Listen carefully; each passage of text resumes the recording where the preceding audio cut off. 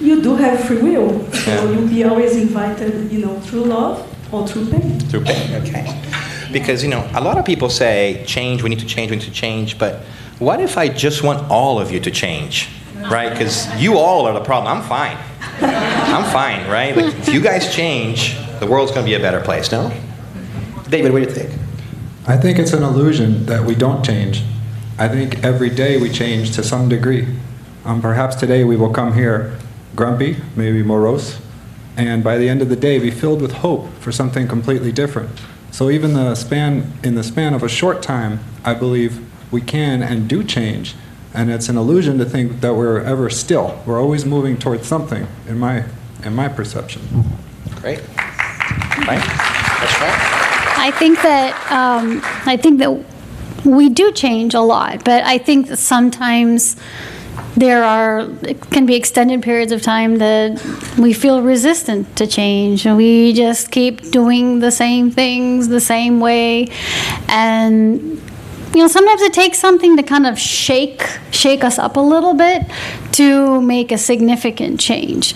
And probably all of you have had something in your life that marks the before and after. So there are like the little gradual changes. So when you look back 10 or 20 years, well, those of us who've lived long enough for that, you look back, you see like, wow, I'm not really, I don't see things the way they were. Sometimes it's on your own. You find an interest in something, one thing like leads to another, and you start following a different path. But I think collectively we change too, so those little gradual changes we're kind of like undergoing together, like our topic today, self-awakening. I think we're in a collective awakening too, because I see so much happening in the world. Yes, we are really in danger, with the climate and political situations in different places. There's still a lot of cruelty, but there's a lot of really great things going on and minds opening up. I mean, I see it all the time. In spite of all of the horrific commentary that always ends up somehow on social media, I see people like with ideas that I don't think we would have been having these conversations even like 5 years ago. So I think there's like those gradual changes, but then sometimes there's a big change. So I would ask you guys, you don't have to say what it is, but don't you feel like there are things in your life that you say, I'm not the same person as I was before that event? Like, Another question really quick, because I really like what you said. Yeah. And I think it's worth remembering and reminding people that never in the history of humanity have we had so many people doing so many wonderful things for other people. Never have we had so many nonprofits, so many people donating money to worthy causes, right? So we don't see all that sometimes, but that's change, right? But let's go back to your question about changing the personal lives. Does anybody want to chime in? I like when she mentioned about the collective, because as you change, you are an example to others. Right? So I think we all have the power to impact each other's lives positively or negatively. It's up to us, which path we want to take, right? Every day I guess we encounter, when we wake up, we encounter different problems depending on whether it's financially healthy problems with the family, coworkers. But there is one thing, every single day we have new opportunities that are coming to us to overcome that difficult situation. Spiritism teaches us to stop at the moment and really quiet our minds, and then a lot of times the answer will come. The problem is, do we want to follow and do what our conscience is telling you? Do we want to pay the price? Sometimes we look and say, well, I'm spiritist, I can wait for the next life. But we know that right now, it's the moment. So why wait? And that's the whole purpose of today. It's why wait another incarnation when we have today. The Spirit Joanna Jangela tells us, pay the price. Pay the price of change, right? Put your discipline, put your effort in, and so forth. But I want to go back to a topic that you first raised, and I think you just corroborated. I want to get some clarity on that. Heather, you said that, little gradual change makes big change, right? Mm-hmm. So do you believe that there is a big change that happens all of a sudden, or is it like the culmination of a lot of little changes that kind of gather up, right? Because sometimes people feel like there's so much big change that they need to do, they don't know where to start, right? I need to be a better person. Oh my goodness, how do I do that? That's kind of a strong thing. But if I start by small acts, then they compound, and eventually I get there, right? Yeah, and you know what else happens with this? Like, you start with a small X, and then related to the topic that we had today about the thought forms that we're creating, that magnetism, you attract others of a similar vibration, that kind of energy, that kind of interest, whatever it is. And that's where, okay, you started with one small thing, but now you met this person and that person, and they're interested in that too. You get involved with it, and then you build something bigger. And so, I mean, what I was trying to say, Dan, is there are the little changes, and then every once in a while, there's those big changes that come up. Sometimes those big things are necessary when we're in too much of a prolonged period of resistance. Like you said, do we have to change? Well, I mean, you can just resist and not be willing to change, but something's gonna come along and push you, because that's where we're all going. I think so. Yeah. Little changes. I'm gonna put David on the spot here. Because he volunteered that in his bio, and he can't say no because he's in front of people.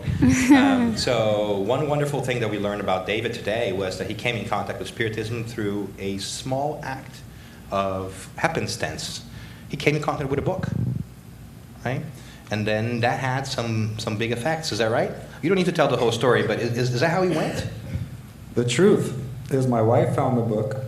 And at first I was like, what's this book? Why are you reading it so much every night?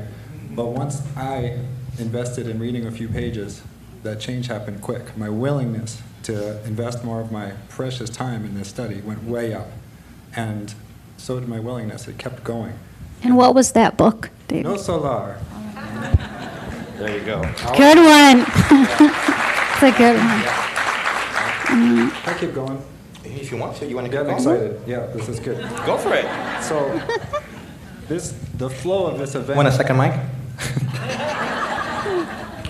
I've never done that before. First time for everything. But the flow of today has been so impactful on myself and everyone I've talked to, that each speaker, the concepts flow into the next and fill our hearts and our minds, and we feel this energy moving. And so I want to draw off something that's been stirring in me since Susanna spoke about the power of our thoughts. And for me, upon opening myself to Spiritism, I learned that I could no longer hide in this realm where I believed my thoughts were only for me. That this was my private little lair, that I could go do whatever I want, and I did, without any consequence or effect on anyone else. Spiritism showed me that was completely 100% false, that every single one of my thoughts affects far more than I'm even currently aware of. And through different exchanges, not only with my wife, who's aware of maybe all of my thoughts, but other people, I'll share a personal moment. I was in a meeting talking to someone, and during the previous weeks, I'd been struggling with some pain in my mouth. And the person I was speaking to, I'd never spoken to about this pain in my mouth. And this was a deeply suffering man sharing about his experience. And here I am, working on being the fraternally good person. And he said, why should I listen to you? A little thing happens in your mouth and your whole mind is occupied with this. And it was a big shock that let me know, okay, I cannot hide anymore. And so Spiritism gave me that blessing. It hurt in the moment, but I believe it hurt all those around me more, pretending I'm listening, where meanwhile I'm, poking at my tooth. And so it showed me that this is for real. This isn't just some, charade we do, but every thought we think, every thought we choose to think, because it is a choose, and we can change our mind. And so this all came together for me more so today after hearing everyone and feeling everyone. So what a blessing to be participating in this study and this teaching, which teaches us how to change. You nailed it. I think Spiritism is about change. The end goal is change, right? Well done. So I want to do a Spirit's Book Geek Out moment. where I bring question 132, which is one of my favorite questions in Spirit's book, and it talks about basically what's the purpose and the meaning of life, right? It's basically what they're asking for. And they said two parts, right? The first part's like to evolve, to grow, and all the things that make sense to us. I think that once you hit the spiritual path, you kind of feel like, oh, I need to grow, I need to be better, right? But what really got me when I read it for the first time, and still today, was the second part. And he goes back and it says, you know, there's like a follow-up, and you also have to play your part in the creation, right? So there is a responsibility, not just with ourselves, but with others. And that was like a slap on my face. And because here I am thinking about, oh, I need to be a better person, I'm going to work on this. Forgetting a small parcel of the universe, right? Which everything else other than me, right? Which is pretty big. So I love that you bring that up. And I think you've also brought that one up before, right? We don't change just for ourselves. We change for and with others. Right? Because ultimately, if we want to change the world, we got to do that, right? Gandhi tells us, be the change we want to see. Right? So what are the consequences of not changing? We'll be forced. Life will come at us and, make us move. So the question is, why not do it on our own pace, but always moving forward and not sticking, our feet on the floor and say, no, I don't want to change. I guess if we look the role of, being helpers of the creation, we could start with small actions. When we go to work, when we drive, especially at our home, we begin in the house, being kind to other people. And then, because once we treat people with respect, they respect us back. And the most important, we have to have self-love and look at us, it's, and think, why am I doing this to myself? Because at the end of the day, we're doing this to ourselves.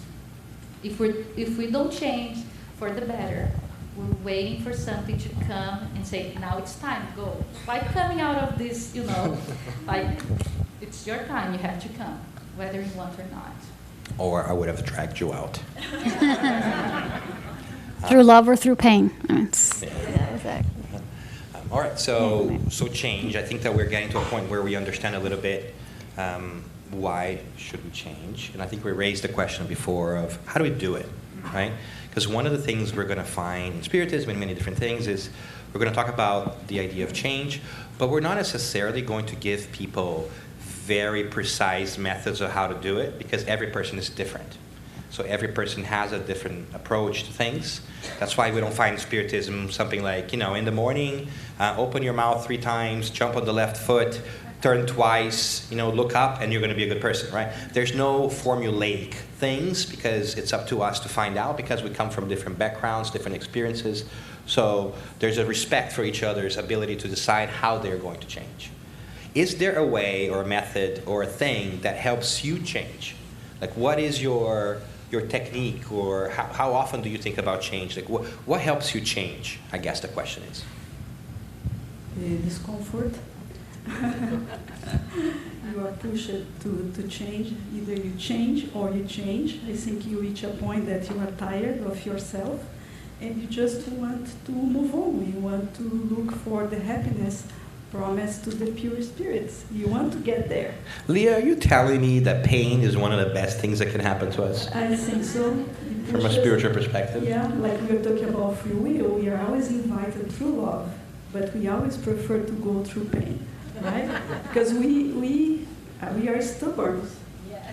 Right? No, we're not. Well, I'm talking about myself here. Just kidding. How about you? How'd you do it? I agree entirely with Leah. And when Julio spoke earlier of learning through love or pain, I was a smoker, so that's how I learned, unfortunately. I wish I could have listened to all the wisdom that comes to me, but maybe I can start that right now. That's right. Absolutely. Yeah. How about you, Heather? Well, aside from those moments where you find yourself in a rut and facing difficulties in life that you really have to change because the pain is too hard, I think there's another aspect, something that often I think drives me to change is like passion. When I find passion about something, one big thing was with Spiritism. I never was a person to be involved in things like speaking and putting myself out there, but I found something that I was so passionate about that I love to help people and their journey and not just help like because I have all the answers, but like go with them, right? And we learn together and showing them, at least because of the way I benefit, maybe they can benefit too, like in the same way. And maybe I see something in a way that they don't, and vice versa.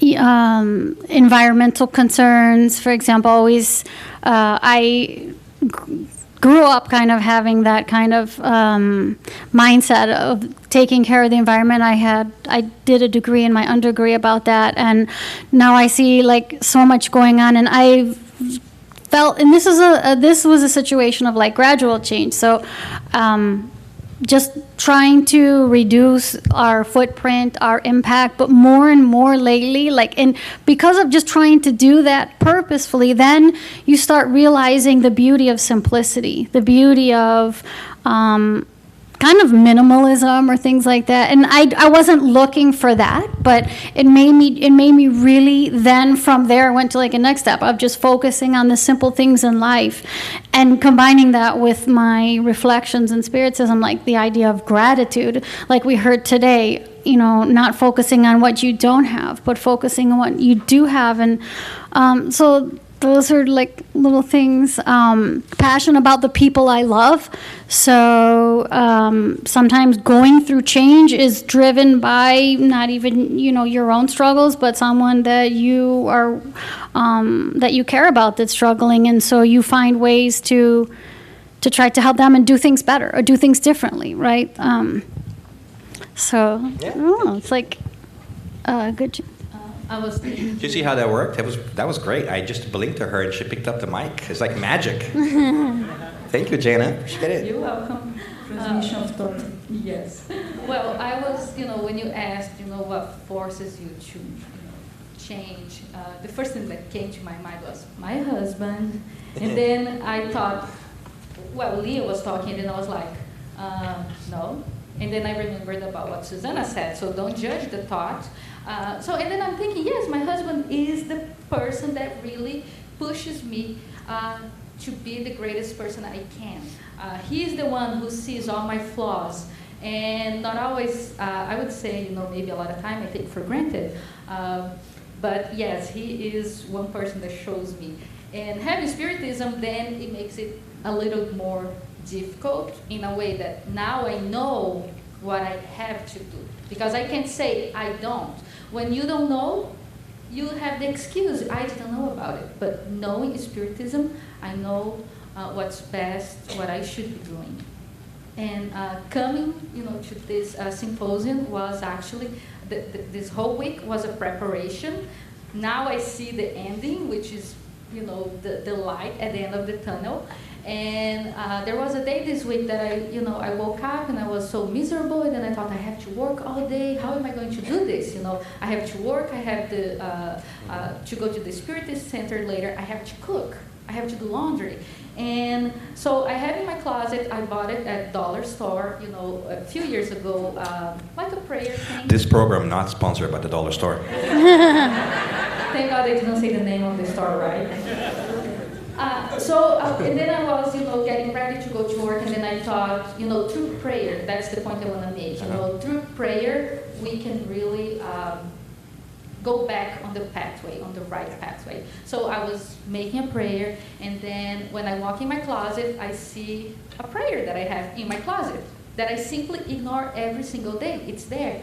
And then, you know, it's the prayer of the serenity, which says, you know, God grant me serenity to accept the things I cannot change, courage to change the things I can, and wisdom to know the difference. So that's why I'm here today, because through that prayer, I was able to, each problem that came for those 3 days, which it's not long, but it's a lot, and I'm here. So through prayer, I would say, tuning in with our guardian angel, they can help us. If we don't know how to get back in track, pray, ask, they will come.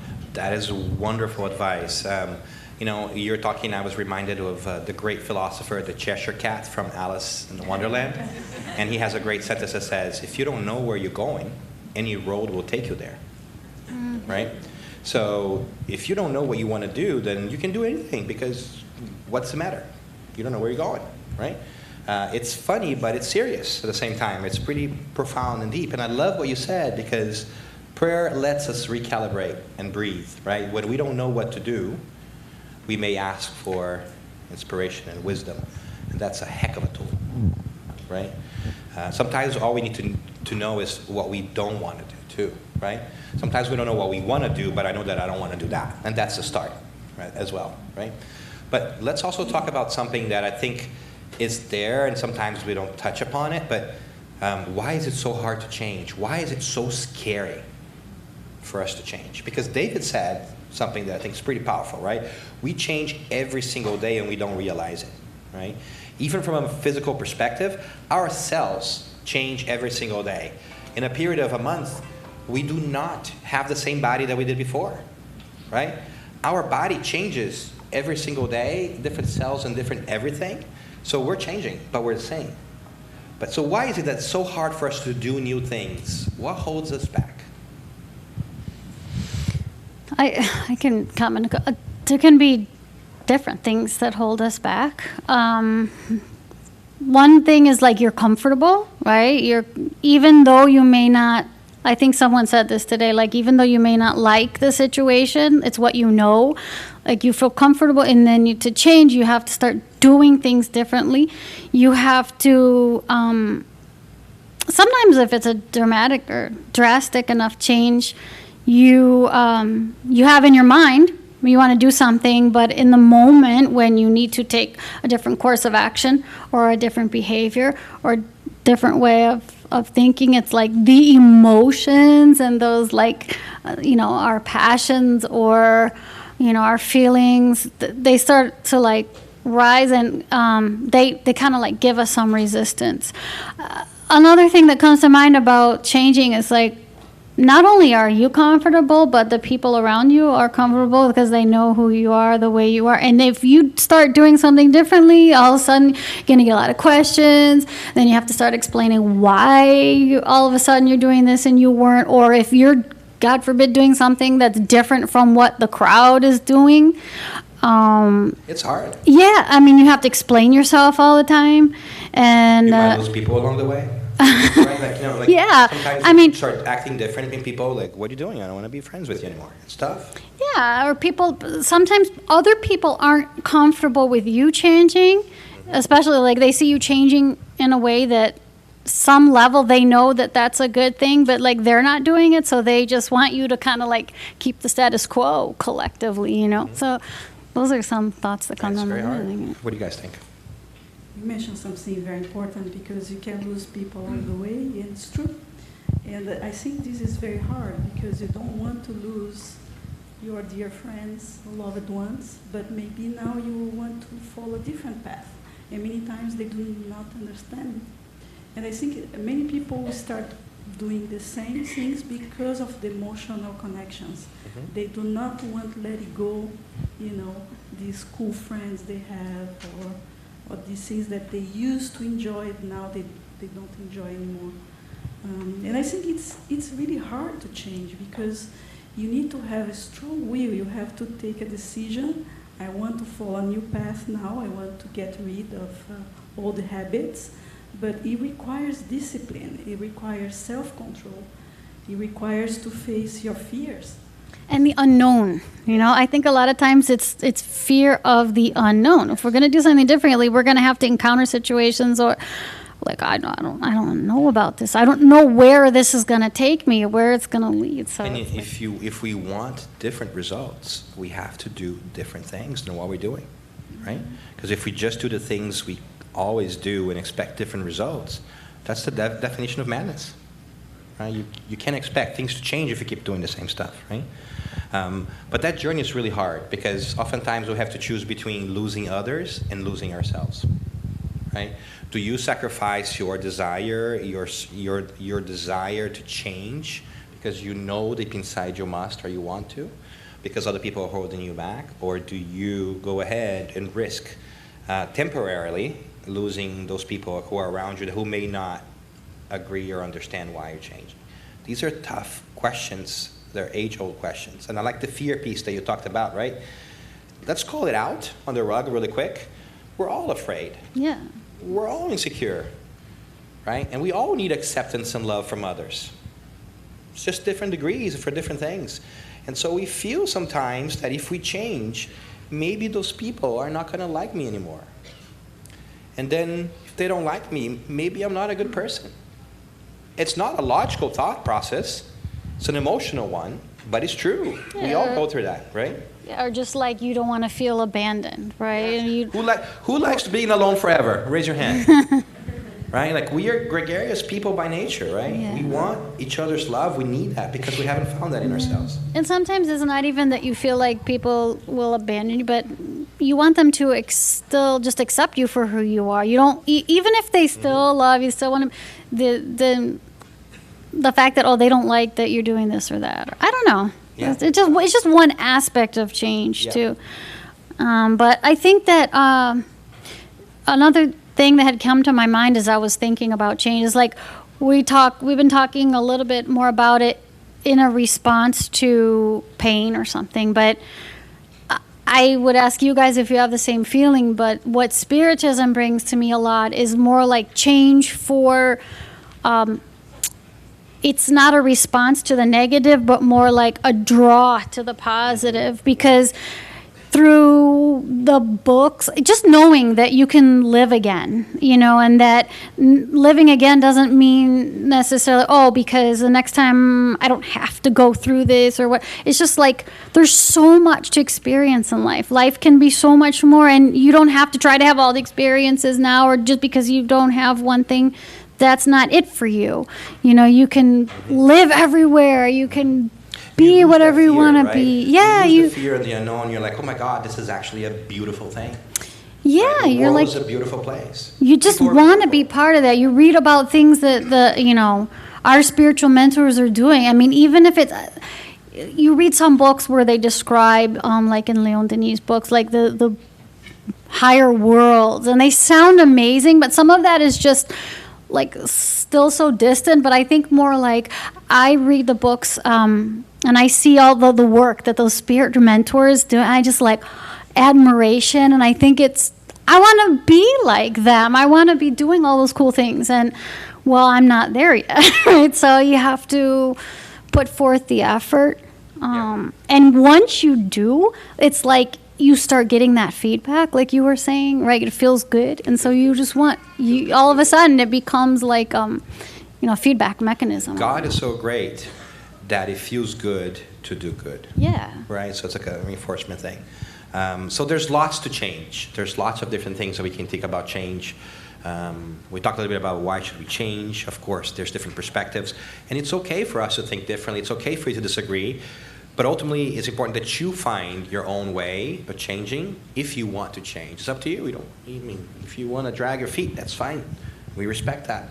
But eventually it might behoove you to change, right? So thinking about change and knowing that we're coming up on our time here, I'm going to ask you to just summarize a little bit your parting thoughts on change, and leave us with an inspiration message, or perhaps just tell us what you think is most important or something that we didn't cover. And let's start with you over there, Jenna. As you were talking, something came into my mind. What is the name of the book, Libertação in English? Liberation. I was thinking of... 20 seconds or less, Jenna. Love. Love is the thing that will move us. No matter how bad you think you are, no matter how bad things you have done in the past, love can change.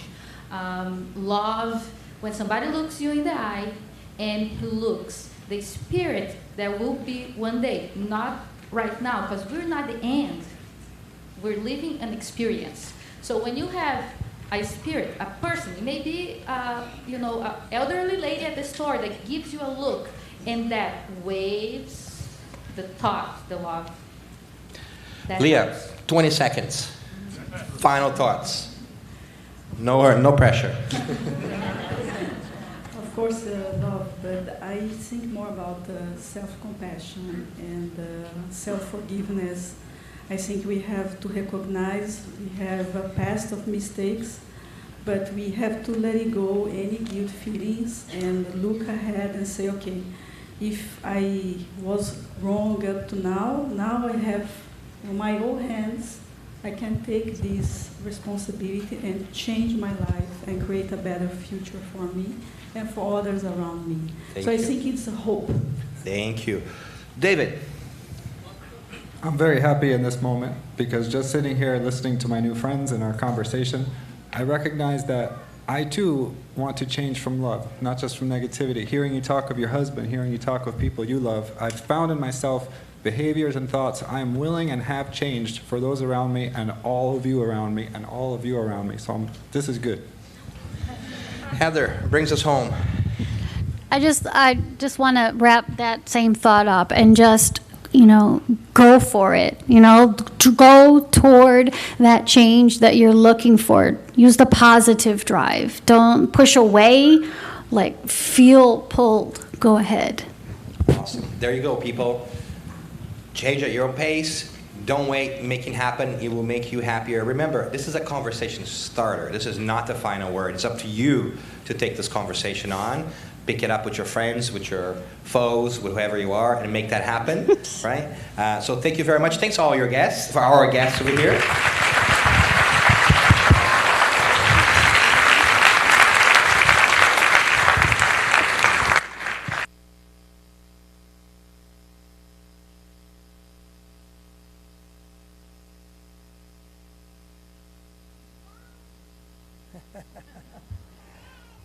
That was great, wasn't it?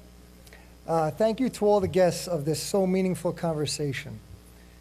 And now let's enlighten our hearts, minds, and souls, enjoying the performance of 16 dancers from the Garden State Ballet, a 68-year-old nonprofit ballet school in Newark, Rutherford, Randolph, here represented by the director, Jody Jarin.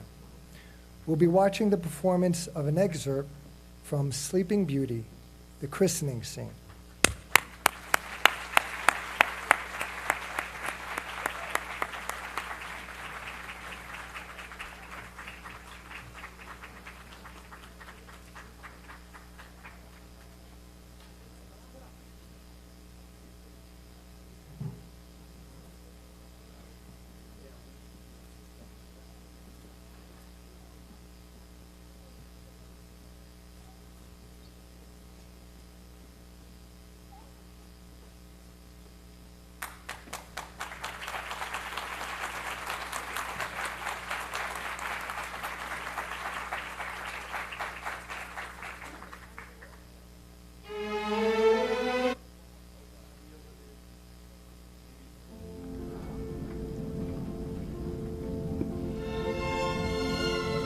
Now we're going to see an act of ballet performed by youth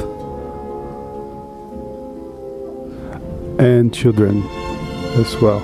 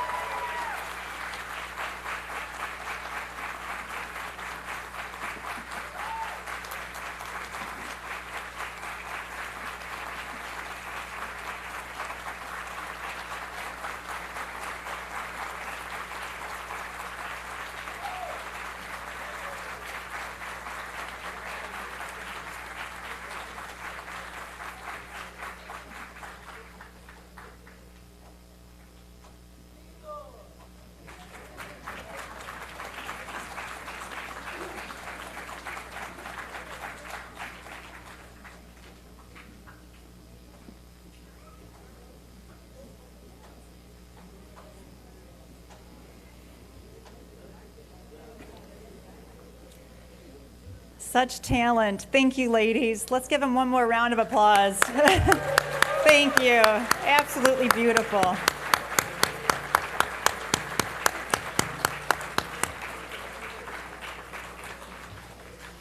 Do we all feel energized now? I was standing in the corner watching the little girls in front. They looked like this. It was cute. Okay, let's move on to our next section entitled The Path to Spiritual Evolution. We're going to invite Louise Lima, who will talk about self-awareness and inner transformation. The key words to get us there. Born and raised in Rio de Janeiro, Brazil, Louise moved to the United States in 1990, where he began his journey in Spiritism. He has been lecturing on Spiritism, both in Portuguese and English, enriching the teachings in Spiritism with his vast knowledge of science. He participates in local and national seminars all year round.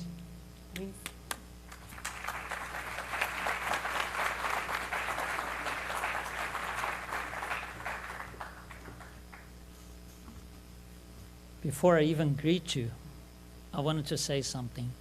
The Spiritist message is supposed to be heard by anyone and everyone. There is no restriction.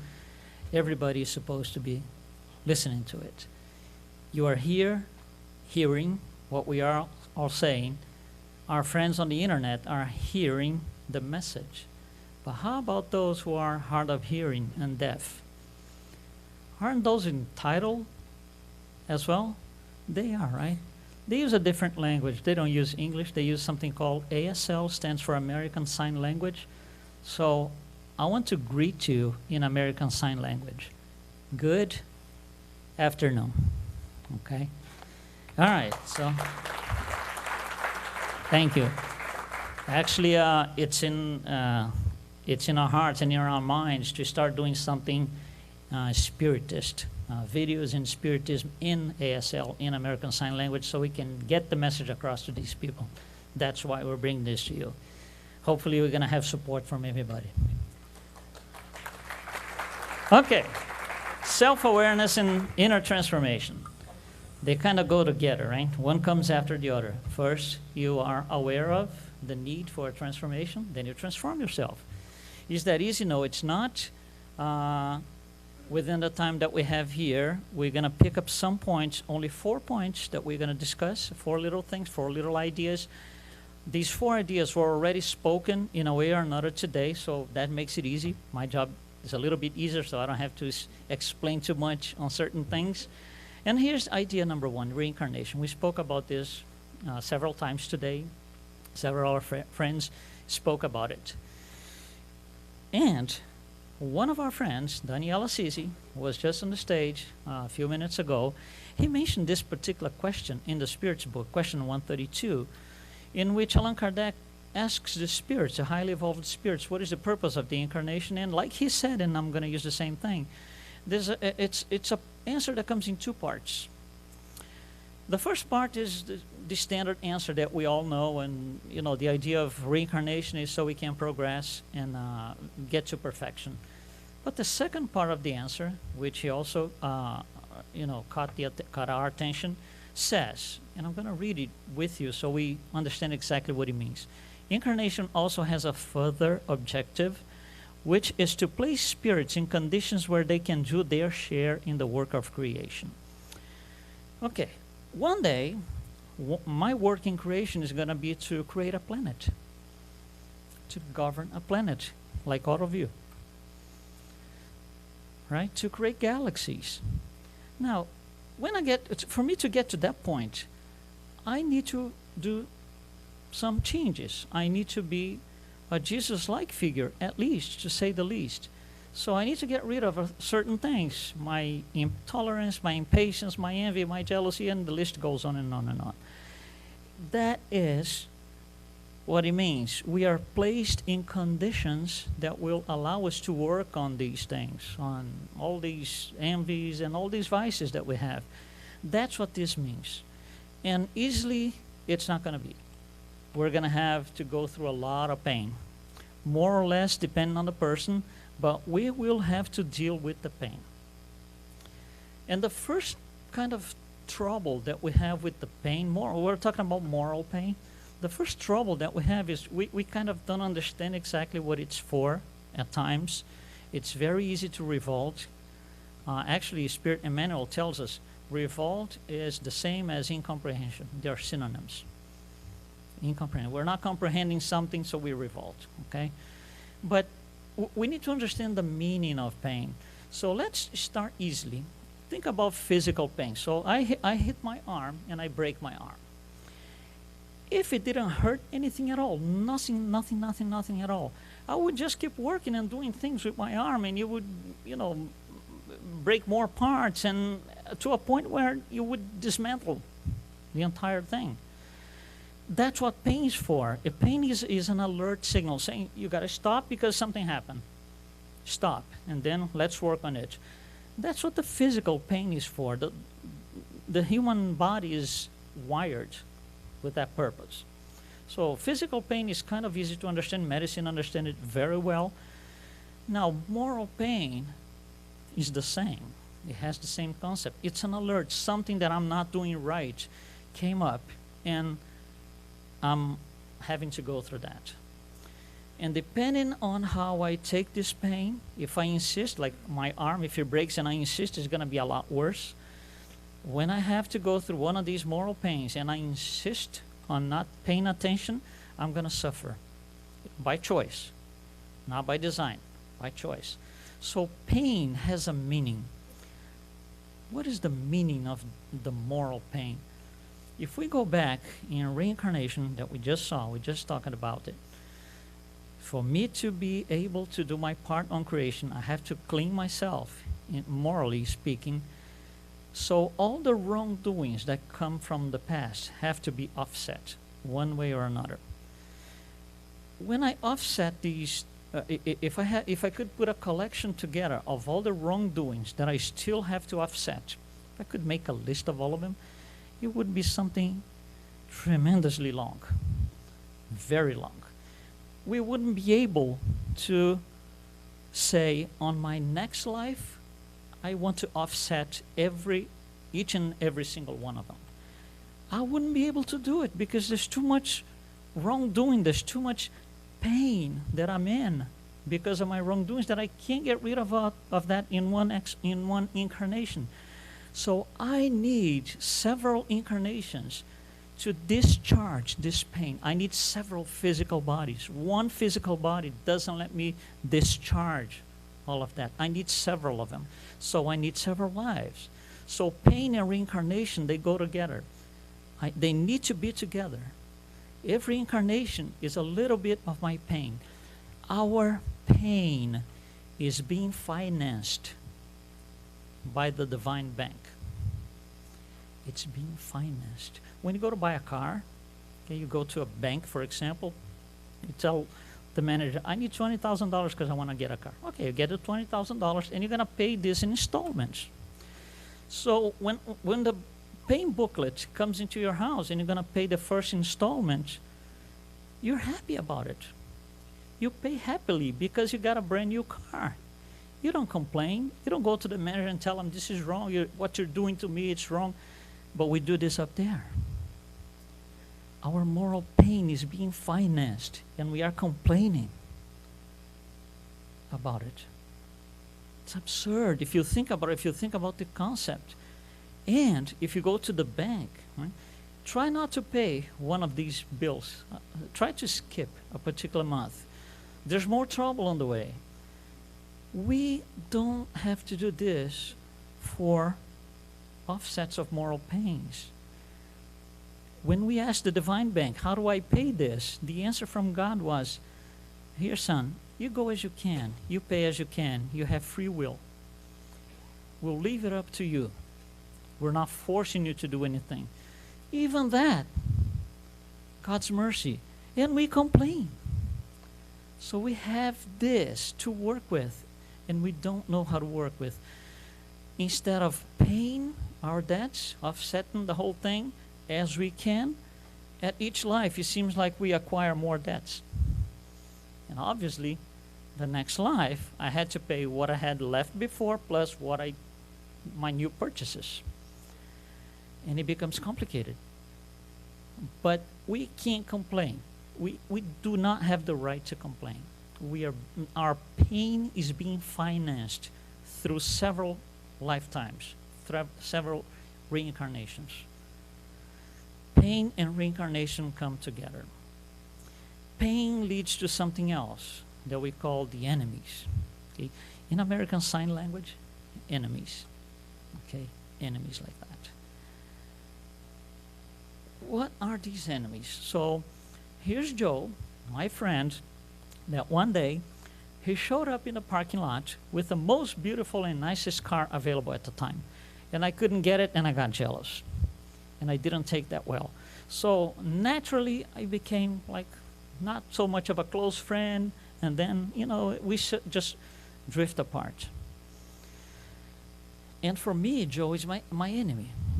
He's on my blacklist. He might not even know, but he's on my blacklist. And so is Carlos, and so is Mary, and so is Joanna, and so is whatever name you want to use. If I were to give you a task of write down right now a list of all your enemies, but you only have 5 seconds, most of you would complain. Can't do it in 5 seconds. Because the list is too long, and we know it. We know. So it's complicated to deal with these enemies. And why is it so complicated? Because we don't grasp the idea behind it. You see, when John gets his car, brand new car, latest and the greatest, and I look at the car and I can't have it, it's like Susanna said in the morning, that's not John. That's not the car. That's envy. So I introduce you to the enemies. These are some of them. These are the enemies. Our vices, pride, selfishness, resentment, hatred, intolerance, impatience, envy, revenge, whatever vices. These are the enemies. These are the ones stopping me from advancing. What is an enemy? It's somebody that stops me from advancing. That's what an enemy is. I cannot advance because I have an enemy by the name envy. And I have another one by the name of dishonesty, and another one by the name of pride, and so it goes like that. They are preventing me from going ahead. So with this new paradigm where the enemy is not the person, the enemy is within, with this new paradigm, what do these people mean? If they are not the enemies, what are they? That's the trick. They are the battlefield. In American Sign Language, battlefield. Okay? They are the battlefield. They are the places I go to defeat the enemy. If I need to defeat my envy, who's the best battlefield? John. He's the one. He's the one. I envy his car since 1985 or something, whatever. He is the place I need to go to win over the enemy. He's not the enemy. He's just the battlefield. He's the point of contact between me and the enemy. Now, think about this. If I avoid John and Carlos and Mary and everybody on my list, if I avoid these people, what am I doing? When you don't show up against your enemy, automatically your enemy wins. Automatically. And you lose. We go home, in a way, and we just lost the game because we didn't show up. So, John, no, I don't like this guy. No. John is going to be there, so I'm sorry, but I can't go. I have something else. And we go like this. Same for every person that we consider enemy. They are not enemies. They are battlefields that allow me to go there and win over the enemy. One day, I'm going to go to the battlefield, and the enemy is not going to show up. That day, I won. One day, I'm going to see John, and envy is not going to be there. He's going to be my greatest friend. I have a personal example I can tell you, life proof of it. And it does work, I'm telling you, because I'm life proof of it. I had a certain type of activity with a group of people, 5, 6 people. And, in doing the activities, one day, the guys called me and said, we didn't like what you did. You did this and this, we didn't like it. So one of them organized the rest of the group to talk to me. He was kind of verbalizing the situation. So I was fuming. That was like 20 years ago. And I was, this guy is at the top of the blacklist. He went to the top of made it to the top of the blacklist in 5 minutes. And then, the thing was on my mind. Oh, that guy, we did so much together, that guy.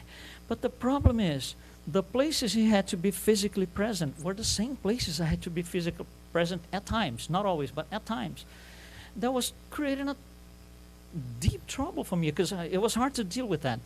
So one day, something clicked in here. And I said, oh, hold on. I've been suffering all of this. He might not even know that he's my enemy. He might not even know. So I'm going to change this myself. So I put a strategy, really a strategy. And this is what my strategy is. I'm going to look at this schedule for this guy so I can see where he is and when, okay?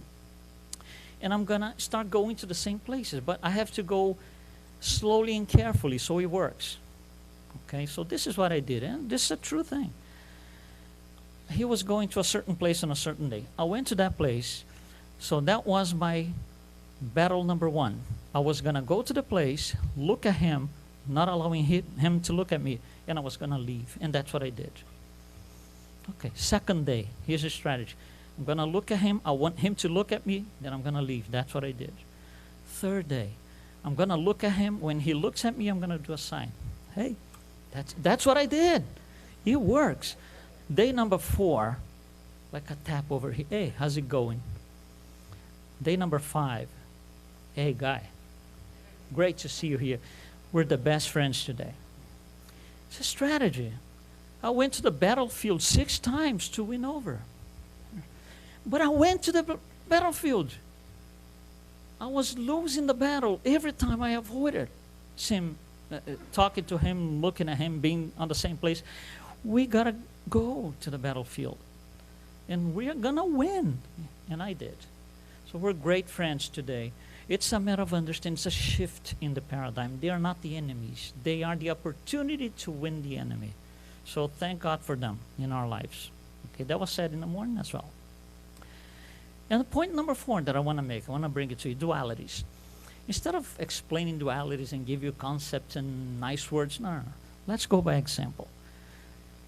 Life and death. This is a duality. For example, regardless of a belief system, if you're alive, you're not dead. If you're dead, you're not alive. But one does not exist without the other. Heaven and hell, regardless of belief system. If you're in heaven, you're not in hell. If you're in hell, you're not in heaven, but one does not exist without the other. These are called dualities. So dualities are things that are opposite sides, and they are extreme different choices. How does it work for us? Let's bring the idea into Spiritism. So let's go back and take me, for example. Let's go back several lifetimes ago when I was a great criminal. And then, one life after that, I was less of a criminal, then less of a criminal. Then last incarnation, I only stole 2 things, 2 little items. And then I said, my next incarnation, which is this one, I'm not going to steal anything. Honesty is going to be the thing. I'm going to be as honest as anybody can be. So here I am. So let's say that suddenly I go to a party full of people, let's say 200 people in a party, and somebody puts a pile of $10 bills like this size, making $1 million, and everybody leaves and there's no surveillance cameras. And you leave me in there looking at that. I can look at this and say, oh my God, money, wow. If I take only 50 of those bills, it's not going to make any difference on the pile. Nobody's going to notice. And you see the conflict going? Should I do it? Should I not do it? And nobody's looking. There's no camera. Oh my God, what a great opportunity. You see, if I'm doing this, I have not yet transcended the duality. Dishonesty, honesty. I have not transcended. Because if I had transcended that duality, my attitude was going to be something like this. Wow, somebody forgot a ton of money here. We got to look for the owner. They should be desperate looking for this money. When I get to this point, I transcended the duality, dishonesty, honesty. It doesn't even occur to me. It doesn't even cross my mind that dishonesty was something possible. Here's another one. Let's say several lifetimes ago, I was a tremendous drunk guy. And I drank everything that was possible, and I keep drinking less and less. And so my last lifetime, I said, on the next one, which is this, no alcohol, period. So here I come. Everything's going well. I'm invited to a party. Julio puts in here, right, the most desired bottle of whiskey and the most expensive bottle of whiskey in the planet. He puts in here, everybody leaves. No surveillance cameras. And I'm going to look at this and go, oh my God. Oh, should I could just do this. Oh my God. This is fantastic. I'm in heaven. This is the most desired, the most expensive bottle of whiskey in the planet. If I'm going through this, if I'm going through the conflict, I have not yet transcended the duality, alcoholism, sobriety. Because if I had transcended that duality, my attitude would be something like this. Wow, this is the most desired, most expensive bottle of whiskey in the planet. I have some friends in this party. If they see this is going to be a total disaster, let me put this away. Then I would have transcended the duality, alcoholism, sobriety. It didn't even occur to me to do something with this for myself. So what happens when we go along working with these dualities and killing them, winning over the enemy? Because you see, honesty and dishonesty. Dishonesty is the enemy. One day I want to win him over. When I win, okay, and dishonesty is no longer a possibility, this is no longer a duality because I don't have two sides anymore. This is called the truth. This is the truth. Know the truth, and the truth will set you free. Free from what? From the conflict, from the duality, from the should I do, should I not do. Honesty is honesty. Sobriety is sobriety. Tolerance is tolerance. You don't need the intolerance. You don't need the impatience. You don't need the vice side of the duality. We only need the virtue side of the duality.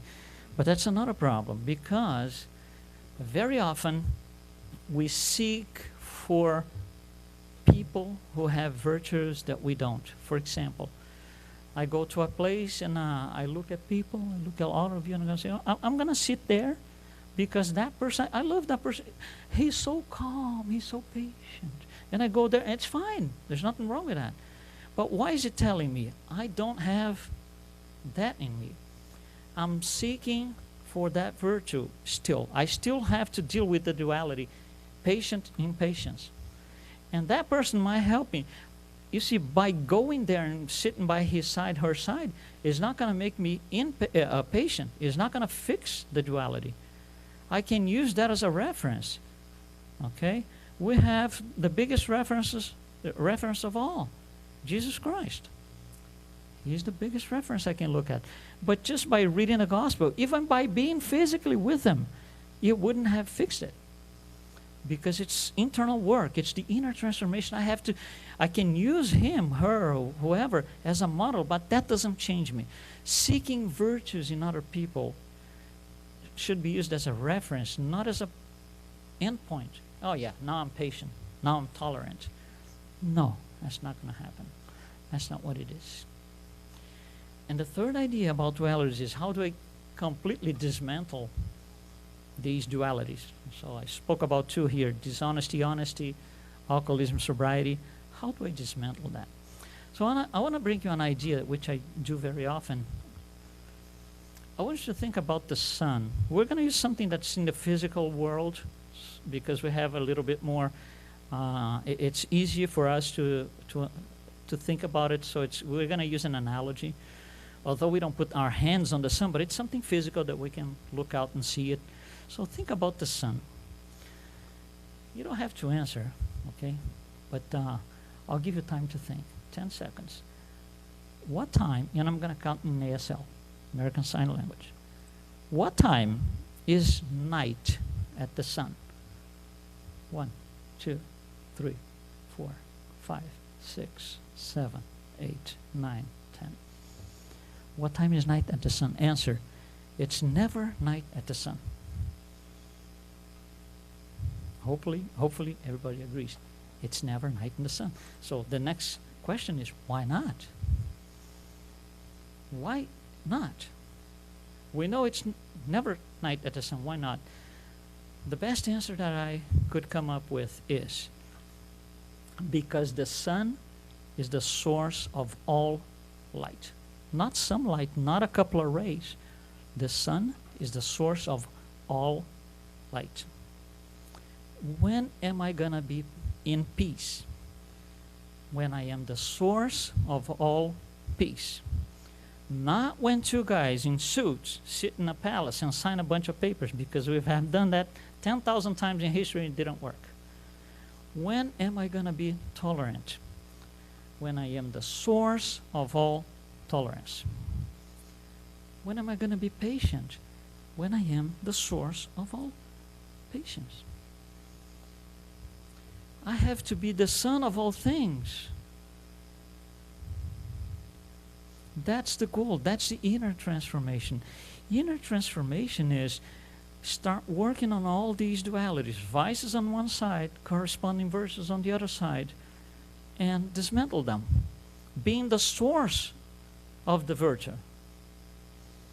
When I am the source of all honesty, dishonesty is not even, you can take that word out of the vocabulary because it doesn't make sense to me.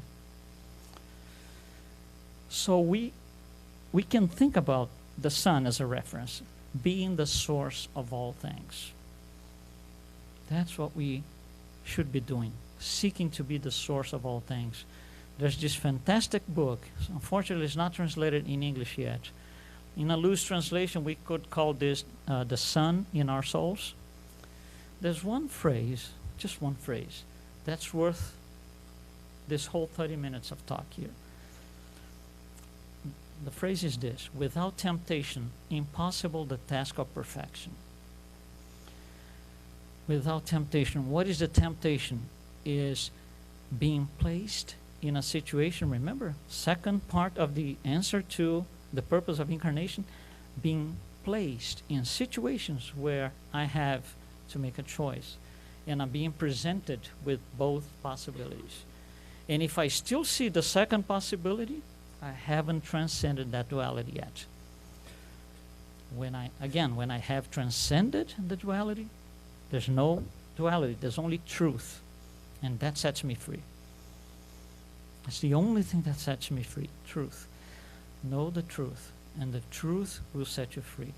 So without temptation, there's no task of perfection. Without temptation, there's no task of perfection impossible, because I have to destroy all these dualities. And the only way to destroy is going to the battlefield. I have to set an appointment with my enemy, which are my vices, in the battlefield.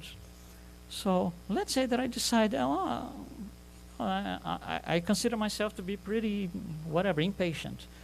And I'm going to work on this seriously. Okay, who is the person that I can't stand? When he's 10 miles away, I feel it. Who is that person? What's his name? John? Okay. John is not the name, it's the nickname. The name is impatience. The name is intolerance. Mary is the nickname. So what is the nickname that's going to allow me to work and win over? I want to go to the battlefield. That's something we can do. And I'm telling you, I'm living proof of it. It works. We just have to put a strategy. Now, on this strategy, there's one thing we need to be very careful about. Let's say, for example, that I don't like the person. The example that I gave was because he got the car. Okay, so let's say that I'm going to go back and work with this. So what was my first approach? Remember, I go and look at the person and leave. He's not going to see me. So, you see, there's no sense in going, oh, here he is. Yeah, but the car is out there, still in the parking lot because I saw it. That's not it. The strategy is being applied wrongly. I can't go in there to emphasize the problem. I have to go in and say, oh, he's in a party, he's drinking some Coke and eating some chips. Oh yeah, oh, it's a human body. He needs to feed himself. And I leave. Don't feed the enemy. I still need to go to the battleground, not to feed the enemy, to win over the enemy. And I'm going to win, one at a time. It's possible. Try and you see. Battlefields, that's what they are. Battlefields, enemies. Okay? Thank you very much. Enjoy the rest of your day here.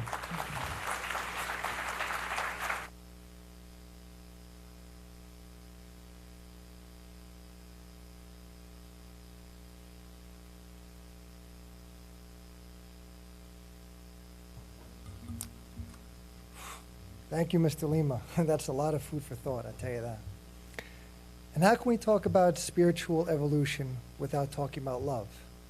Well, we're about to find out with our next speaker, Edward Christie.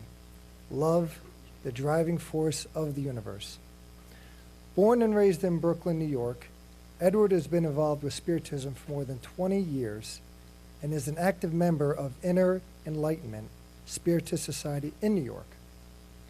Edward is also a classical trained pianist and has given lectures and talks about Spiritism and music around the country.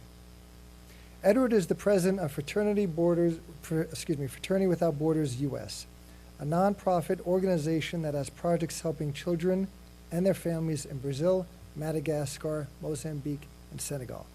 Edward?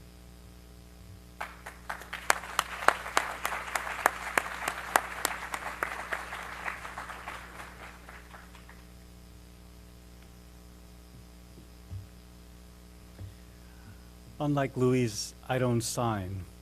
So I hope that's not a big disappointment. Actually, I've been studying Portuguese for over 20 years, and I think at my memorial service, they're going to say, he never really did get it. But the Buddhist teacher, Jack Kornfield, said, if you can sit quietly after difficult news, if in financial downturns you can remain perfectly calm, if you can see your neighbors travel to fantastic places without a twinge of jealousy, if you can happily eat whatever's put on your plate, if you can fall asleep after a day of running around without a drink or a pill, if you can always find contentment just where you are probably a dog.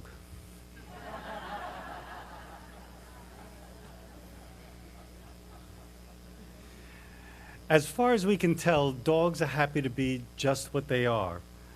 Dogs don't look for meaning or ask questions or wonder, what am I doing here? When we humans look at ourselves, we're restless. We ask why, look for meaning, and wonder, what am I doing here? One reason Jack Kornfield's observation is amusing is because we share a lot of similarities with dogs. Dogs have feelings and affections and can give up their lives to save their offspring. We can call these a kind of primitive love. But human nature is capable of more than instincts and affections. Unlike dogs, we can make real, life-altering choices. No eggplant, elephant, or electron strives to be better than it is. Human beings are a work in progress.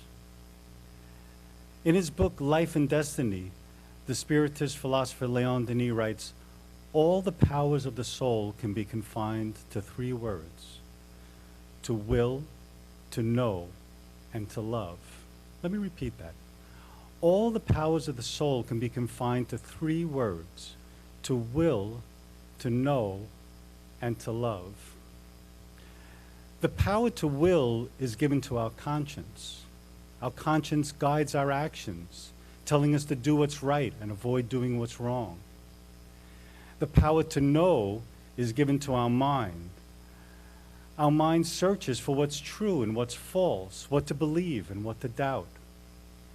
The power to love is given to our heart. Our heart awakens us to our inner self, our innermost self, the self that's more than our thoughts and beliefs and choices. With these three powers, we have the means to become something more than we are today. We can choose right action, search for truth, and awaken to the deep reserve of love that's in each of us. Earth is our home, but we're not entirely at home on Earth. Earth is less a home and more like a hotel, a place we stay a while. Imagine yourself on a journey, stopping at a hotel and loving the hotel so much that you give up on your destination and decide not to leave. The hotel's good and provides for your needs. I have to be partial to jacuzzis, but you didn't travel to end up in a hotel. While you're lying by the hotel pool and thinking about your destination, you're living with the contradiction between having real satisfaction while you're surrounded by things that only give temporary pleasure. Yet, having real satisfaction doesn't mean giving up temporary pleasures. We're meant to use the good things in this life with simplicity and gratitude. If we're afraid to get pleasure from the good things in life, we live a negative life. Instead of finding value in the world, we spend our time knocking down evil, focusing on what's wrong, watching for temptation at every turn.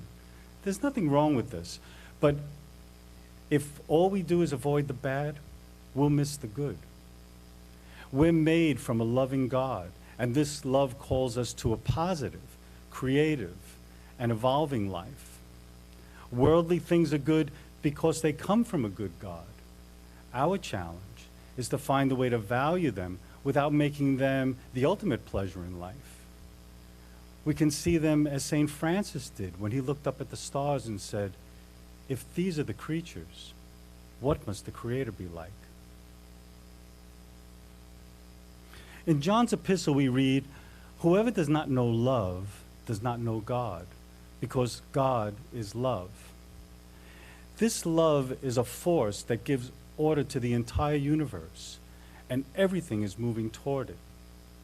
It's not a mechanical force like gravity that affects two bodies, but a will that draws us to it with tenderness and mercy. Divine love attracts our innermost self, our heart, and this attraction we call love. Coming to terms with the will of God takes time. We're made to love, we're drawn to love, and yet we spend most of our lives trying to satisfy our own will and get our own way. When our will conflicts with God's, things get difficult for us. Someone close to us dies. We have to live with an illness, or we lose a job, and we don't want to accept that things didn't turn out the way we planned. We grumbled it. Life is unfair, and the cards are stacked against us. The game is rigged, and there's no way to win. In the end, we'll have to say, "Thy will be done." Don't call this resignation. Call this defeat. We give up because in the battle of the wills, we lost. We say we can't know God's will, and it hardly matters. In the end, we're going to lose. But it is possible to discover God's will. God is love, and God's will cannot be contrary to love. God wills us to share in his great work of love. Instead of standing by helplessly while God pulls the strings, finding our part in this great work of love gives us something positive to do. This attitude makes all the difference. Holocaust survivor Viktor Frankl wrote, "What in the end remains is the last of human freedoms, the ability to choose one's attitude in a given set of circumstances." Love is not just an emotion, it's an inner attitude, a conscious act of the will that harmonizes our will with the divine will. When we conform our will to a will that's only love, we collaborate in a work of love. We act true to our nature, freely and consciously, and face whatever comes with a trust in God's loving will. St. Francis found this inner attitude, but it took him some time. As a young man, Francis wanted to be a knight. It's true. Our president always says it's true, but this time it's really true. He wanted to be a knight.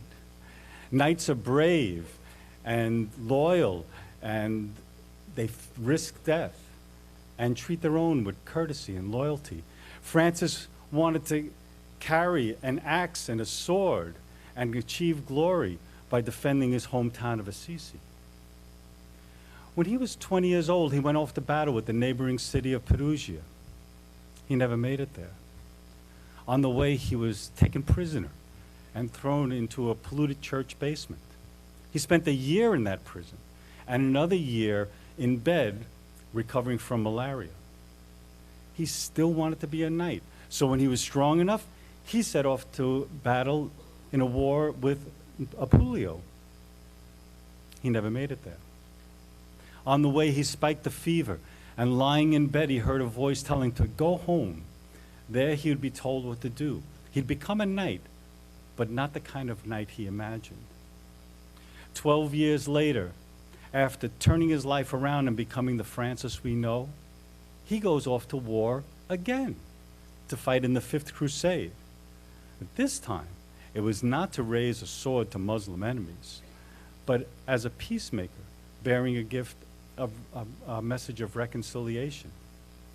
He entered the enemy camp unarmed and, like a knight, bravely risked his life for a cause, the cause of peace.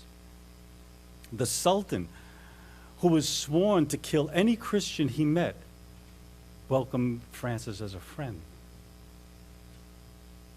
Francis thought that to achieve glory, he would have to raise weapons against an enemy.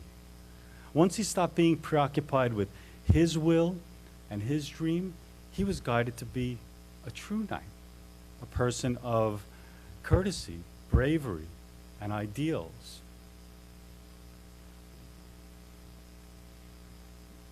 He placed his trust in God's will, and God made Francis over from the inside. God's will became his will. God's love, his love. Francis still had his character. He still wanted to be a knight, but he no longer took his identity or found his identity in his dream. He found his identity in something that was true and lasting. He found his place in God's work of love. Unlike Francis, we're more like the mountain climber who had almost reached the top of the mountain when he slipped and fell. Hanging over the edge of the cliff, he said, "Help! Is there anybody up there?" A loud, deep voice answers, "This is God. Let go, I'll catch you." The climber thinks for a minute and says, "Is there anybody else up there?"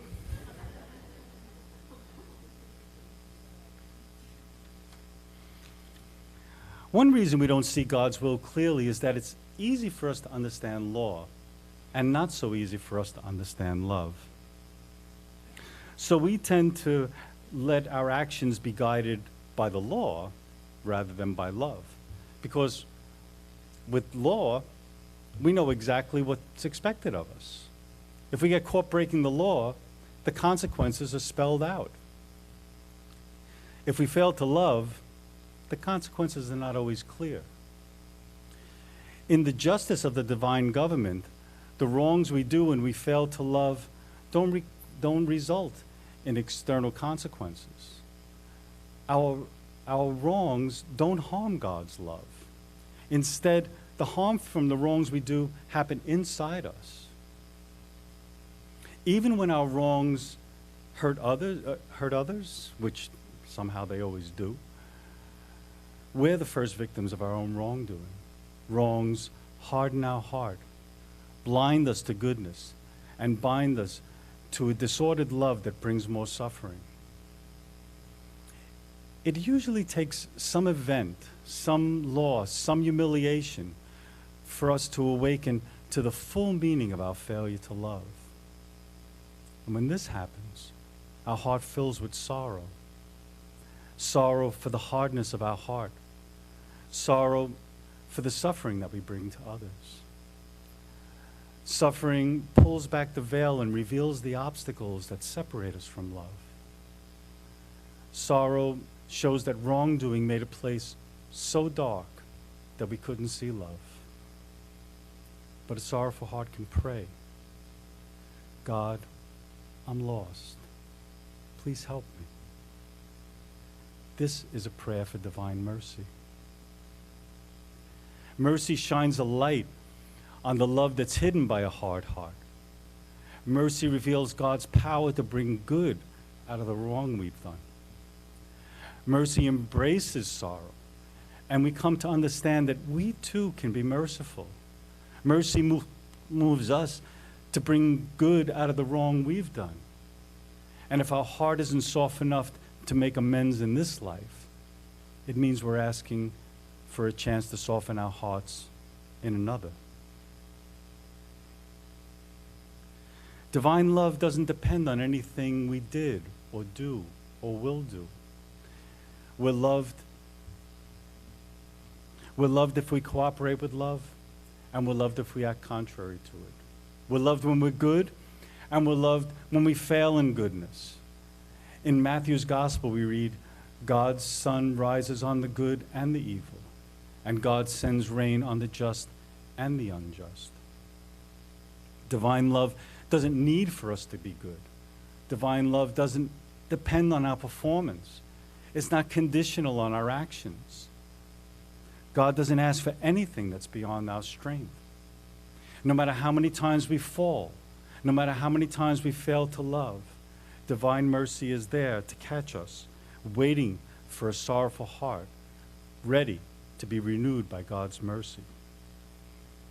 In his letter to the Romans, St. Paul writes, "For I am convinced that neither death nor life, neither angels nor demons, neither fears for the day or worries about tomorrow, not all the powers of the world can separate us from God's love." When our heart is touched by divine mercy, we're awake to the truth that we're never separate from God's love.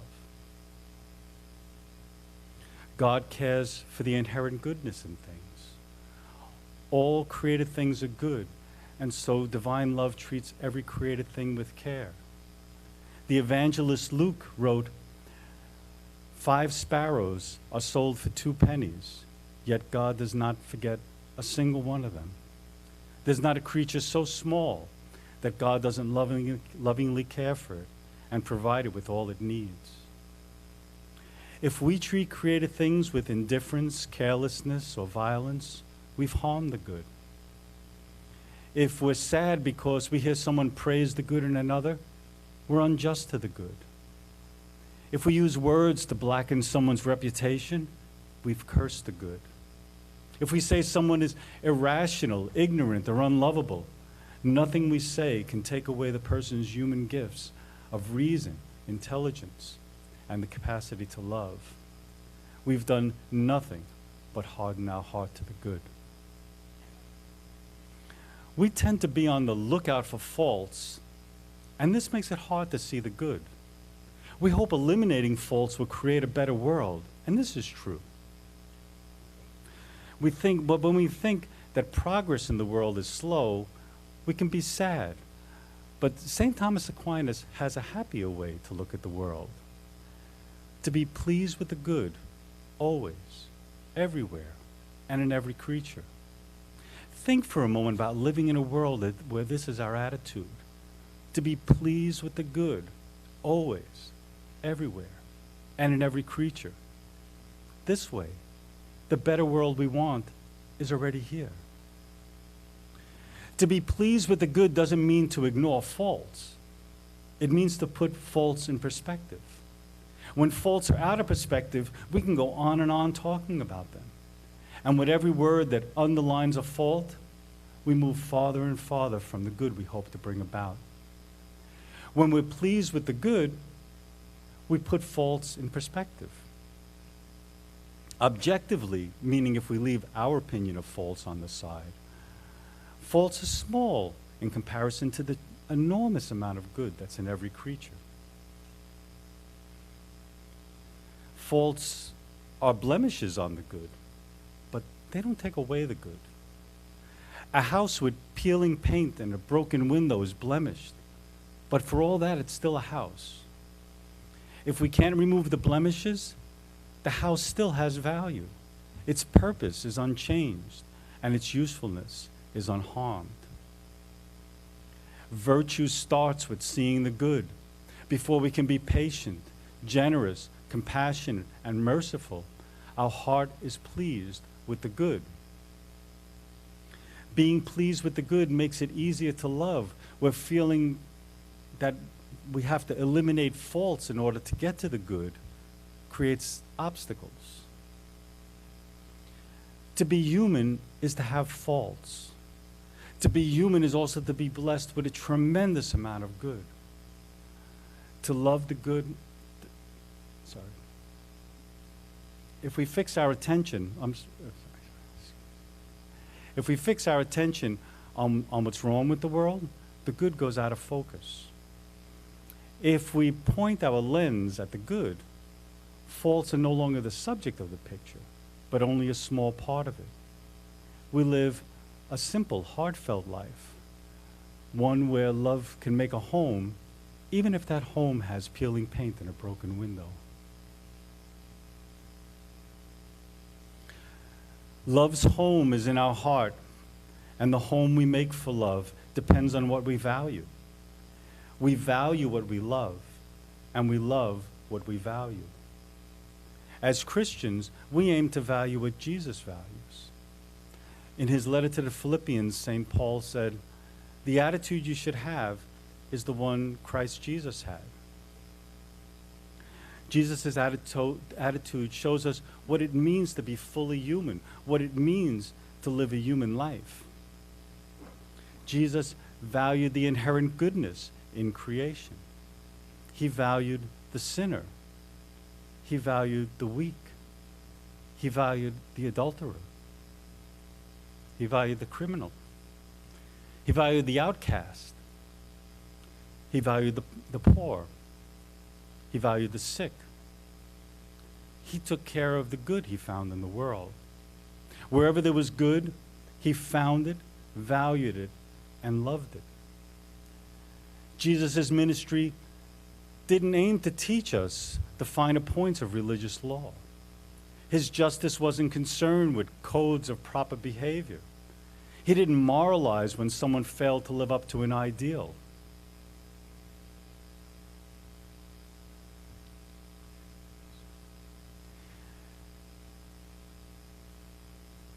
Jesus taught that people are more important than law, and that law exists for people, and that people didn't exist to obey the law. And he valued people by respecting their limits. He didn't condemn them for their frailties. He accepted what they could do. His closest associates barely understood him, and yet he loved them just the same. He looked straight into their heart, their deepest, innermost self, and there he found love and true value. Jesus loves God. He loves the value in the created world, a value that was placed there by a loving God. Jesus loves his neighbor. He loves the good in people, the good that cannot be destroyed by human weaknesses and frailties. Jesus' will and God's will are united. He trusts that in every moment, in ways that are not always clear, God's will is a living presence, a source of infinite love that promises that at the end of each story, a greater good will come about. We've heard a lot of statements about God and his goodness and love, but love is more than words and thoughts. One way to awaken to love is to get in touch with our neighbor. We're human, and we learn a great deal from other humans. God speaks to us through our neighbor. With them, we find out that love is a lot more than words and ideas. So I'm inviting you now to a practice that will get you in touch with your neighbor. The intent of this practice is to develop compassion and awaken in us the deep reserve of love. This is a standing practice, and what I'd ask you to do is, as quietly as possible and without saying anything, please stand up now.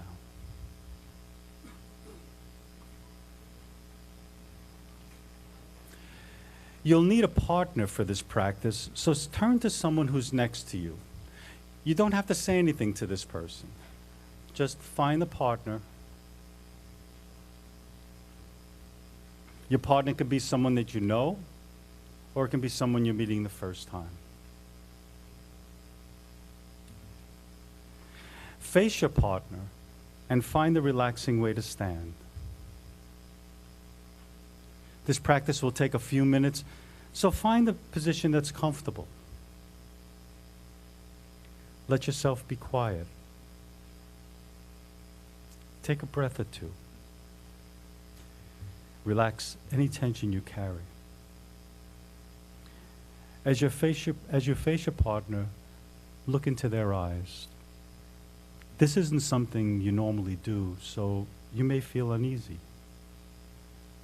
Take a breath, and if you feel the urge to laugh or look away, be patient with yourself. Take your time. Be kind to yourself. When you can, come back to your partner's eyes. The opportunity for you to be with this person is given to you now. As you look at your partner's eyes, become aware of the beautiful spirit behind those eyes, their original goodness and innocence, the value they bring into the world. Behind those eyes are gifts and strengths and great potential. See the goodness and value that's just behind those eyes. As you see the beauty in the spirit of your partner, sense the gifts that are there. Observe the immense amount of reserves of courage, intelligence, patience, endurance, generosity, and mercy. Recognize the inherent value in your partner.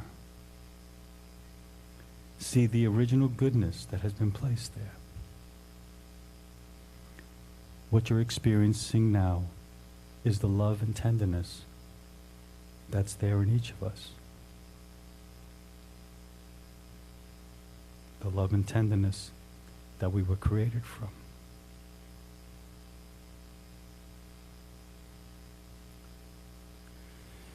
Take a breath and move from those thoughts and look more deeply into your partner's eyes.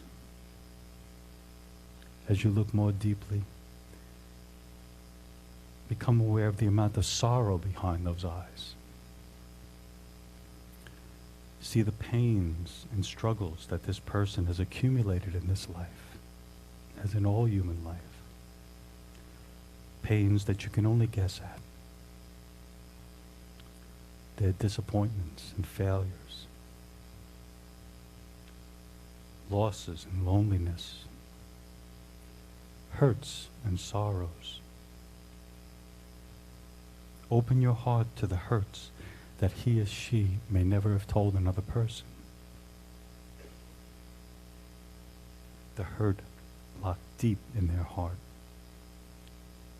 You can't fix the pain, but you can bear the pain with courage and tenderness.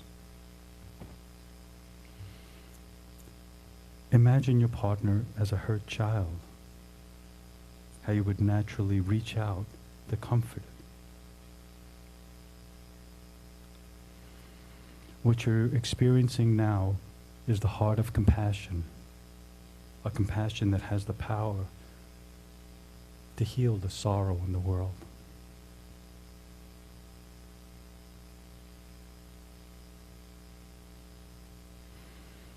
Take another breath and continue to look deeper into your partner's eyes. Picture their happiest moments as a child, a moment of innocent joy, of learning, of growing. Picture them learning to run and play games. The first time they saw the ocean or looked up at the stars. See the spirit of the child that's still in them, that they have a playfulness and a freedom that they can still experience. Think of the joy this person brings into the world, their capacity to feel joy and create joy. Feel your own joy as you become aware of the joy your partner feels. What you're experiencing is the human capacity to share joy. Value this shared joy as you would a gift that you've waited a long time to receive.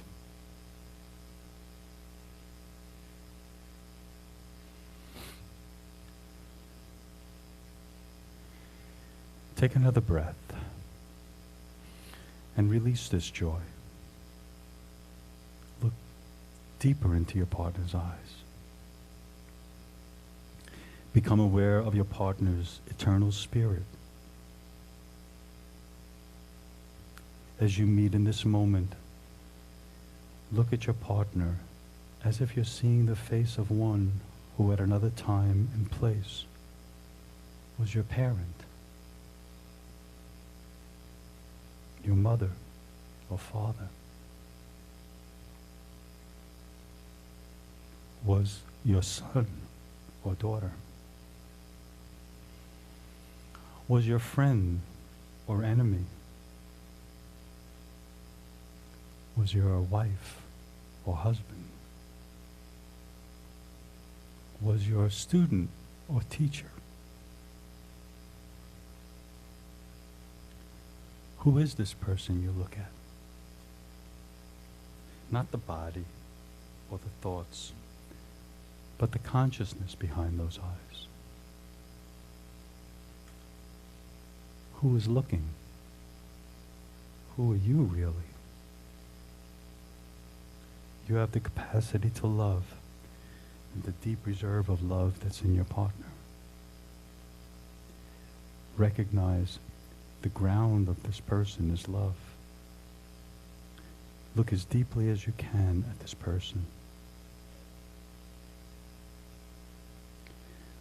When you can see no deeper, when you've touched the bottom of existence, there you will find love. The ground of our existence is love.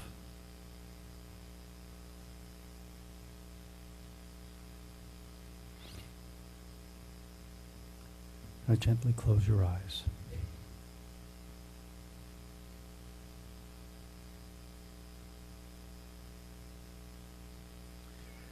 And when you're ready, open your eyes and thank your partner.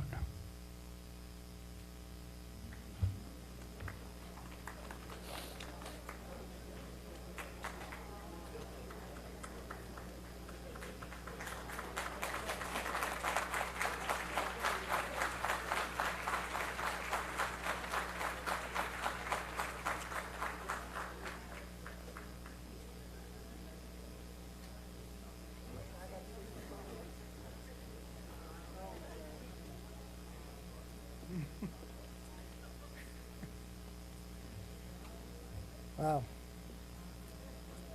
I can't get Katie's face out of my head right now. That was wonderful, Edward. Thank you very much.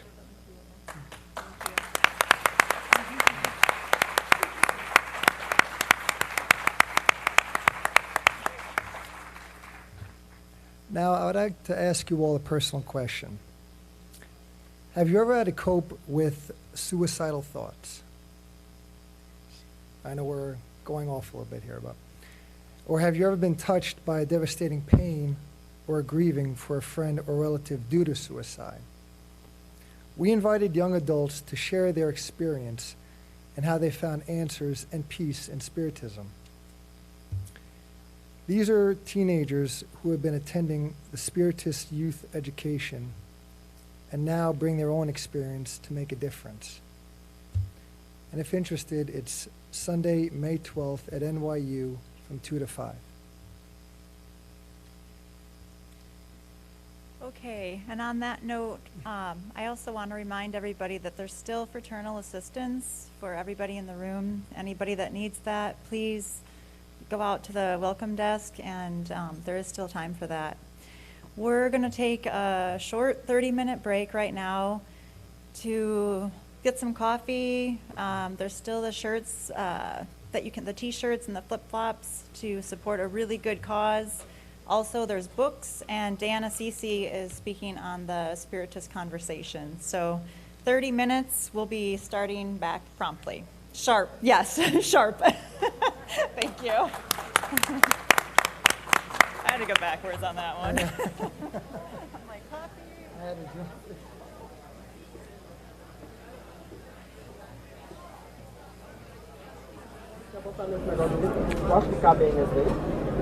Hello, dear listeners. Now we're going to have a break.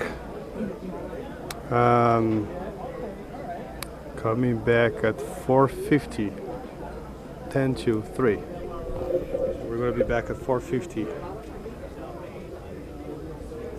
At 4:50, we'll be back with the youth education presentation.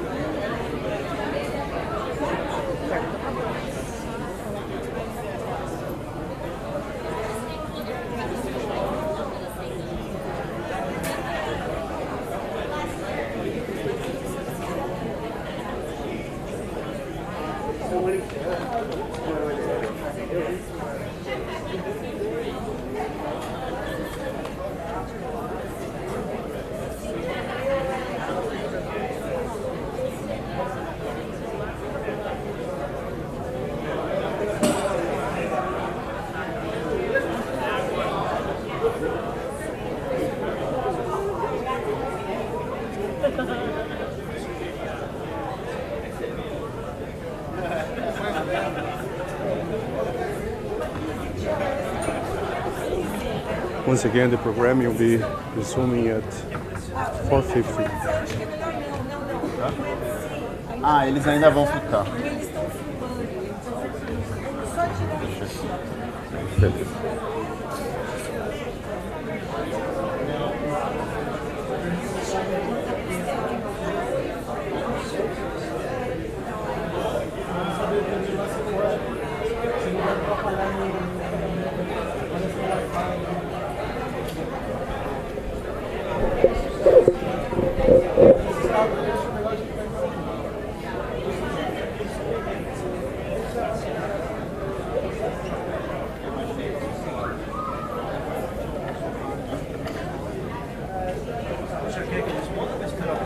Vamos esperar lá.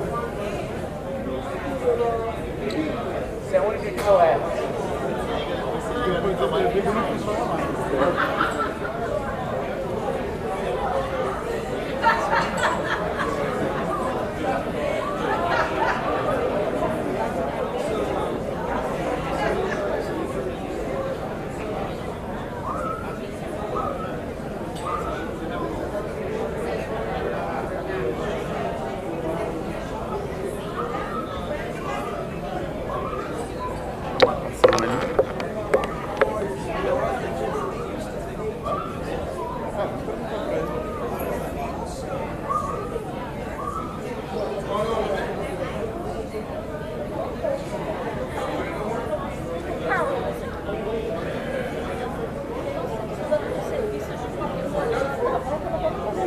Cadê? Quer carregar o Apple Watch?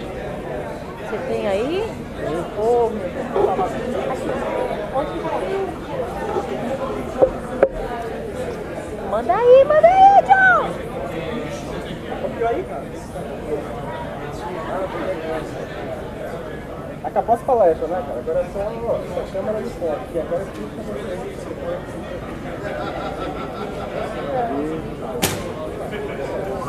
Mio. E aí, rapaz? Mais um Apple Watch pra carregar aqui, ó. é bem, ó. Tem que comprar. Quando ter carregado, porque eu liguei pra aqui, ela atendeu com o Apple Watch porque o celular dela tá funcionando. Deixa eu te perguntar aqui. Não, esse cara aqui tem que ir no aeroporto. Vocês estão perto do aeroporto, não? Ou eu tenho que levar ele? Você é carro? Foi embora? Eu acho que Do hotel. Ele tá perguntando se a gente pode levar ele no aeroporto. é perto. Passa vocês passam perto. Porque senão tem que levar esse cara aí, cara. De Santos só eu. Ele tá querendo se liderar. É ruim. Não, just in case. If you guys cannot, so then we can bring. Só tem que esperar a gente desmontar o circo. Não, Não, tem que ajudar. Que hora que sai teu voo?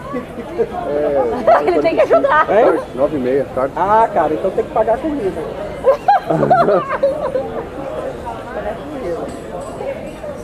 Pensando o quê? Esses caras vêm pra cá assim. E aí, velho, como é que tá? A mais velha tem 15 da sua voz. Ela falando comigo e já visualizar você. Sério? A gente numa conversa aqui, assim, parecendo dois adultos, né? Ou duas crianças. Aham. E aí, conversando, ela pergunta. Falar sobre uma coisa com você. Da federação. Aí ela mas bonita a voz dela.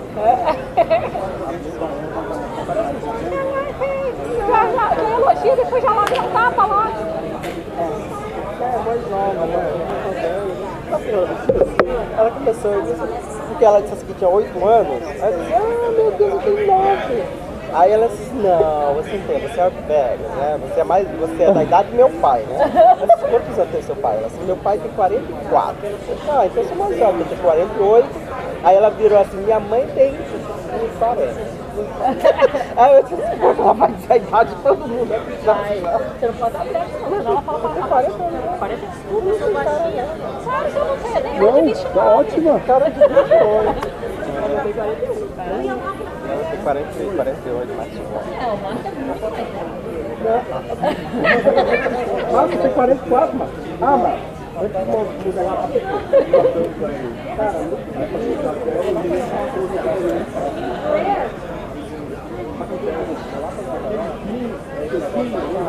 Quer água, Daniel? Quer água, Marco? Água? Então pega meu Apple, então pega meu celular aí que eu tenho que usar o Apple. This is the moment for distributing the fish. Come on.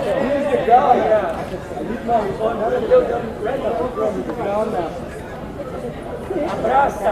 Toda de pé e já.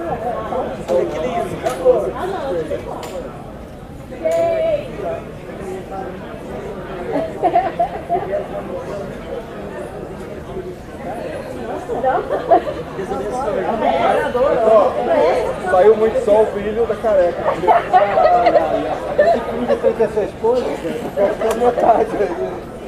Tu lembra disso? 4, 3, 6. Cara, e aí, a posição final já vai ser?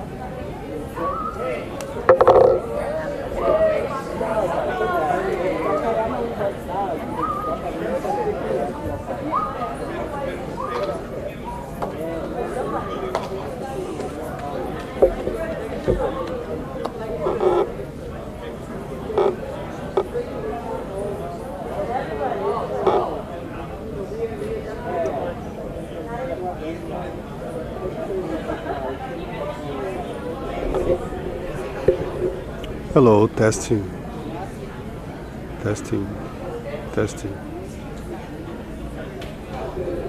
We're now testing our audio quality during the 13th US Spiritist Symposium. Testing 1, 2, 3. Testing.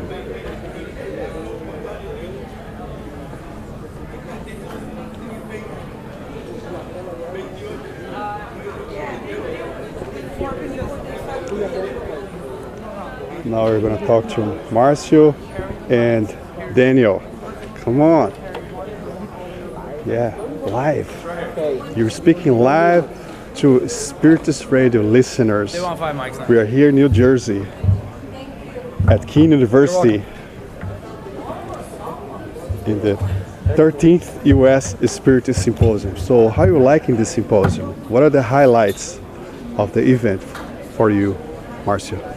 I think the first point is really to disseminate and spread the word about Spiritism and give the people the opportunity to learn and to listen about Spiritism and everything that is related to this fantastic philosophy. And the second opportunity is for people that come here and volunteer, because then we have the chance to meet our friends and interact with them. So this is a great opportunity for us to spread Spiritism and also to meet our friends. Thank you, Marcio. How about you, Daniel? What is your question again? How do you like the event? What are the highlights of this symposium for you? I think everything is a highlight for me. I think I cannot take like one special one, but definitely the opportunity that we have to recount old friends and also to make new friends. I've been participating on this event since the first one in 2007 in Baltimore. And every time it looks like it's the first time, because the movement is growing and we have new friends, the program is becoming more excited despite of the length of the program that we start at 9 and go until 6. But I think that is not the excuse, because when you look at back, the day goes so fast. So I think everything is positive, and I would like to invite the listeners to participate next year or any Spiritist event, because at the end of the day, we are the one that gain the most. Good deal. Thank you. But the format has changed. The format has changed, right? One thing I remember, I don't know exactly when it changed, but for example, one thing was added was children and youth Spiritist education. I don't know if it was added 1 or 2 years ago. Now I know they expanded the age from 0 all the way to 18. But one thing that's very different that I just remember, because someone came here to the door and asked, is this the only room or there are other rooms? And this is the only room for adults. That's what I told him. It's just adults here. But in other events, it used to be multiple rooms. In a way, personally, I prefer this way better, because all the adults are in one room, and the children are in another room, which is okay. It's a different program. Yeah, that's true, because the last, I would say, probably 5 or 8 symposiums, we used to have the workshops that was more geared to the Spiritist practitioners. So in general, what we have is like the main auditorium, and then we have the second auditorium that was more related to those that is already new Spiritists, when the main auditorium is for the newcomers and those that want to participate in the events. But this year, believe it or not, is interesting, because they decide to open the age gap from 0 to 18, from babies and preteens, children, preteens, and teenagers. So I think that's a great achievement in the movement. This shows to us that the movement is growing, that we have more educators in this area, and I think there is no excuse anymore for people that has newborn or young children not to come to this event, because now we have a program for them. So just to give an example, here today we have this beautiful auditorium where we have the main talks, and parallel to this we have activity. We have all three or four rooms that we have a different group of children that will also learn, according to their age, appropriate age, the same concept that we are listening here for the adult.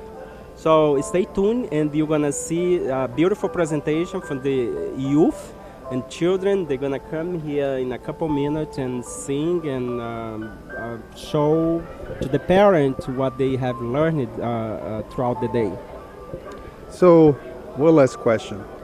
What would you say for those people who have never come to a Spiritist Symposium, mainly for those people that are in California, where the 2020 Spiritist Symposium will take place? What would you say to these people? You know, it's very difficult to say anything because we cannot speak for other people. But the only thing that I would like to say is that, you know, plan yourself ahead. This is an event that happens once a year. So, and in general, during this time, is in springtime, April, end of April, beginning of May.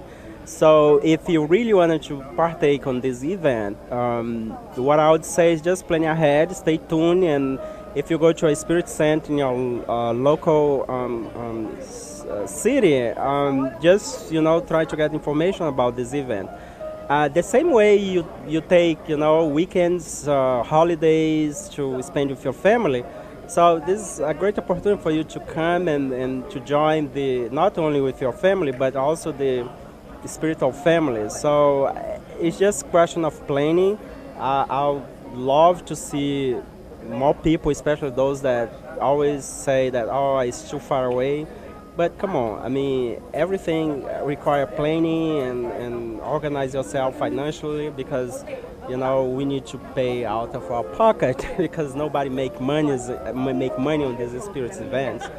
Even the people that is volunteer, as the name say, and the speakers, they donate their time for the cause. So I think it's very important, if you are a spiritist, I think be part of this event is a great contribution for the movement, especially here in the US, that is still, you know, in its beginning. But do the best that we can.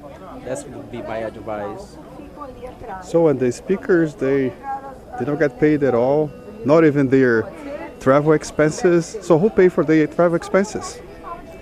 So in Spiritism, we have one thing, like we don't use Spiritism as a profession. So when we send the invitation, not me, I cannot speak for the organizer because I'm not part of the organization that the United States Spiritist organization that coordinates this event. But as far as I know, the invitation goes to, you know, speakers, and one of the things that, you know, they should pay for their own trip. But one thing that we try to do is accommodate them. For example, if you go to a city, so we try to find spiritist people that live in that city that can host those speakers, so they cannot add too much in their budget. But yeah, I mean, there is few exceptions that the federation can pay, but the federation is a non-profit organization that all the money that comes is used to help to disseminate the message. And with exception of guest speaker, that is, they are not spiritists, them in the past we have paid for their travel and accommodation. So, but it's not a price that we do for this event. All right. Thank you very much, Daniel. So we're going back to our programming here. Now there will be a youth education presentation. And then, yes, we just have someone real quick, Kirsten, real quick. A couple questions. Daniel just answered maybe 7 or 9 questions. So, I want to hear from you. You're speaking live to Spiritist Radio listeners. So, hey, Spiritist Radio listeners. Hello. Radio, Spiritist Radio, Joe Santos. Good afternoon. Good afternoon. We just want to know, I want to ask you, how do you like it? And how you like the changes? We were just talking about in the past few years, there were changes in tradition of activities for children and youth. Oh, yeah. And also our adults stay in one room. So speak a little bit about your perspective. Well, I could speak on the perspective of the fact that they started the new event for the babies, or the new... Oh, because you have baby. Yeah, because now I have a little baby. So Yeah. it was wonderful upstairs, them teaching the lessons about Jesus and the importance in learning about Jesus. So it was really, really beautiful. I think it's something amazing, especially for the youth in general. I think it's super important that they have, their own attention and their own program and not be mixed in with the adults, because they are the future. We already are getting older. So I think the youth program, from what I saw, looks amazing. And it's probably the biggest we've had since I can remember. So it looks like it was a really amazing turnout. So I heard about 100 children. It came in a good time. Probably it was inspiration from above.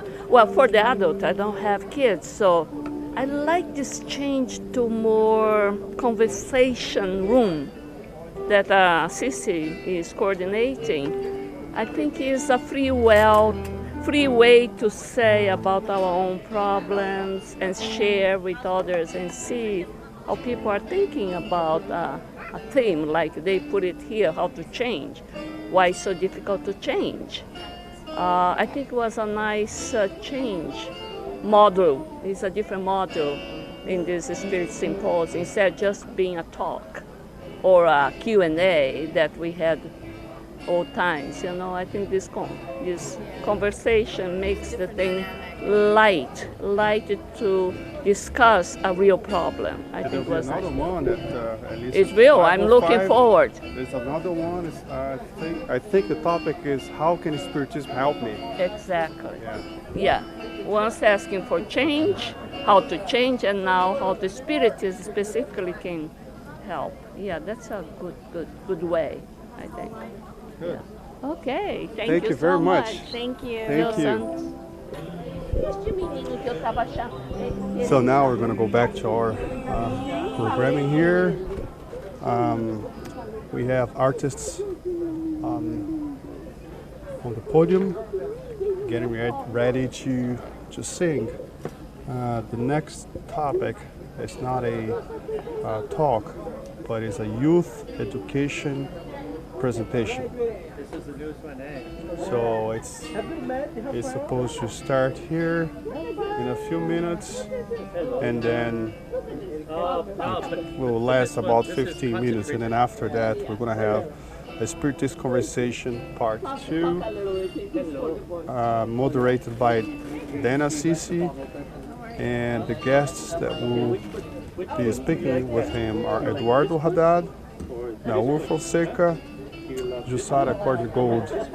They'll be speaking on how can Spiritism help us. Spiritist Radio, Spiritism on the air.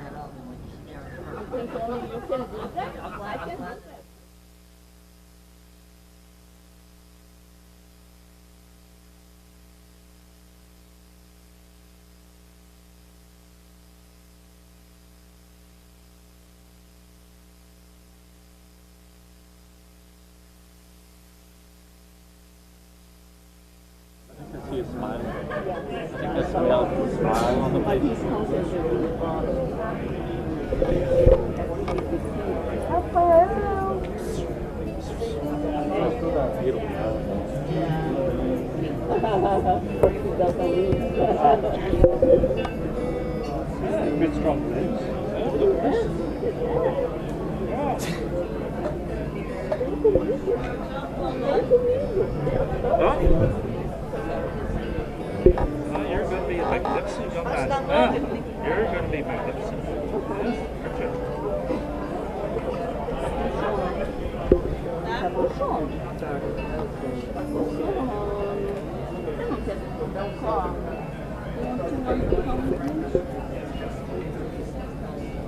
Vem,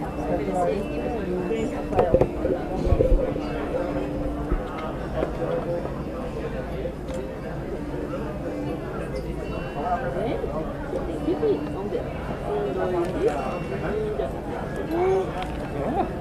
Luz.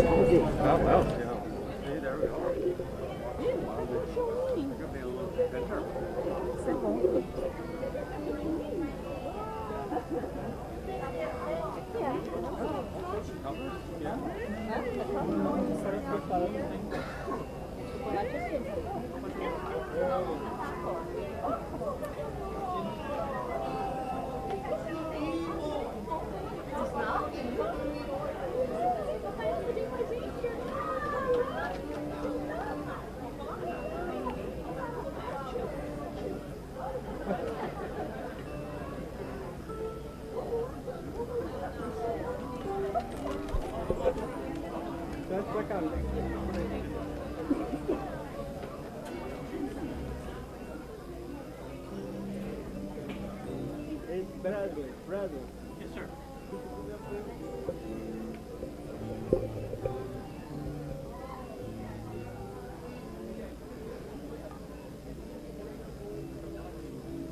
Cara, quando eu estudo a real, não vai ter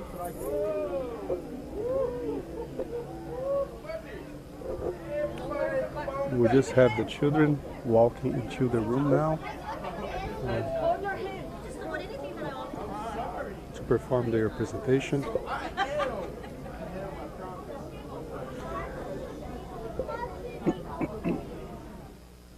They have been in a different room all day, as you heard earlier, having their own activities and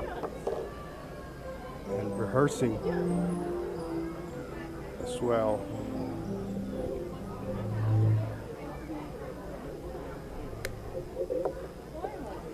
Now will be the time to see what they have been preparing for us.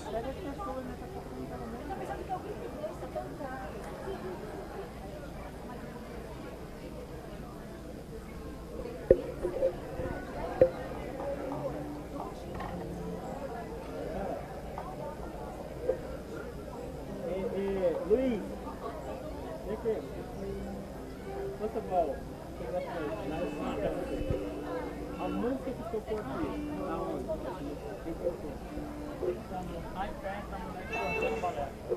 Children are lining up on the stage.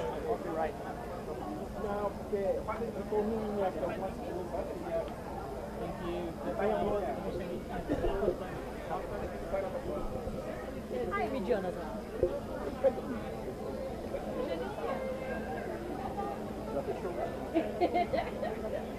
Eu vou pegar um de cada grupo. Ele tá com muito sono. Hã? Não, a Marília.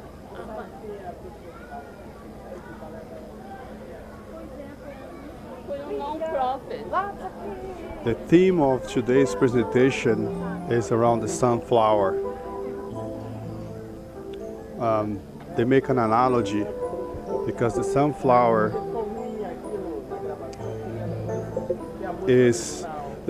is always look for the sun. So the analogy is like we're like sunflowers looking for the light of Jesus Christ, who's our model and guide.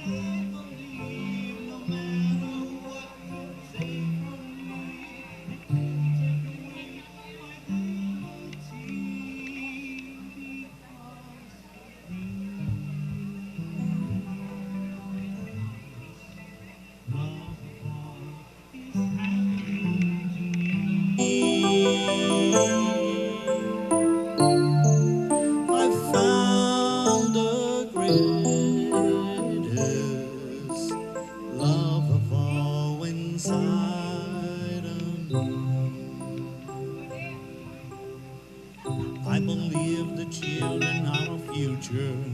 Teach them well and let them lead the way. Show them all the beauty they possess inside. Give them a sense of pride to make it easier. Let the children's laughter remind us how we used to be. I've decided long ago never to walk in anyone's shadows. If I fail, if I succeed, at least I live as I believe. No matter what they take from me, they take away my dignity. Because the greatest love of all is happening to me.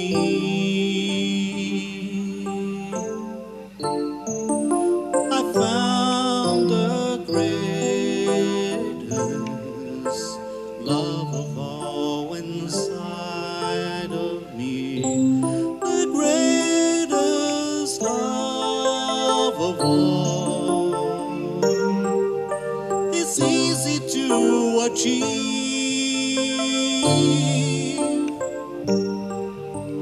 Learning to learn itself, it is the greatest love of all. And if by chance that is a special place that you've been dreaming of,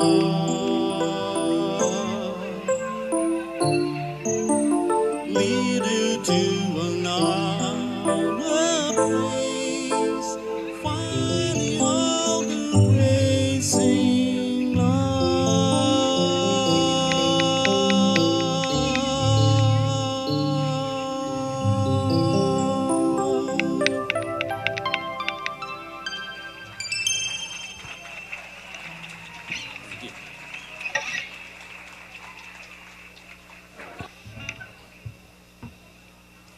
I believe the children are our future.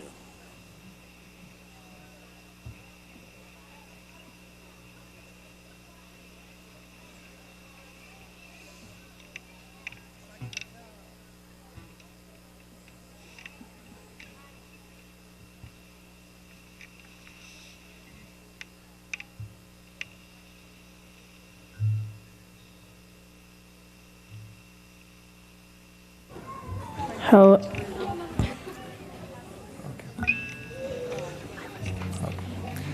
Well, welcome back, everyone. Now let's move to a moment of the day that's going to fill our hearts with a lot of joy. Yeah. Throughout the day, many other activities were going on simultaneously. While we were here, our children and teenagers were studying a beautiful program called In Search of the Greatest Treasure, designed especially for this event.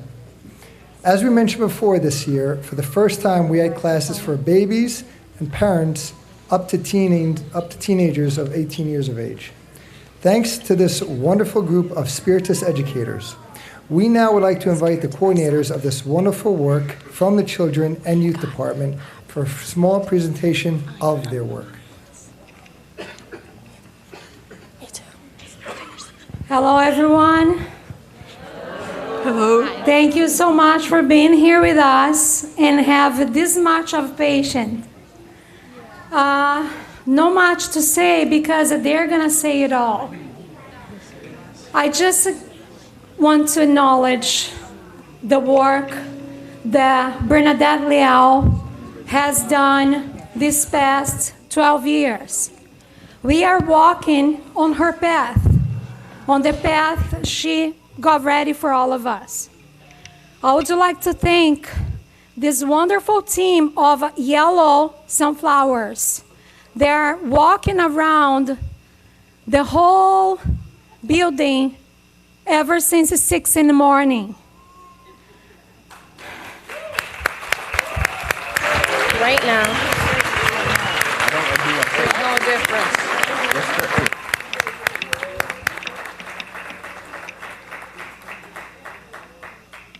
I would like to thank Tanya for putting up with us. I would like to thank Josada for believing in us. I would like to thank this team of dozen hands, hearts, minds that has worked all these months ever since January. And I would like to thank you, parents, that brought your children to us. Actually, forgive me, but they were there. They brought you to us. They brought you to us.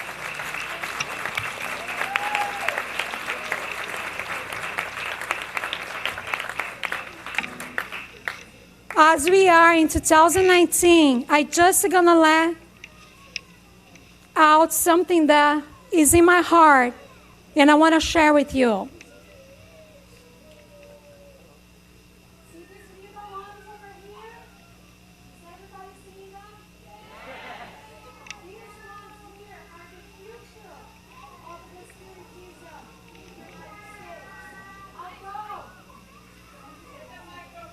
You are online. You are online.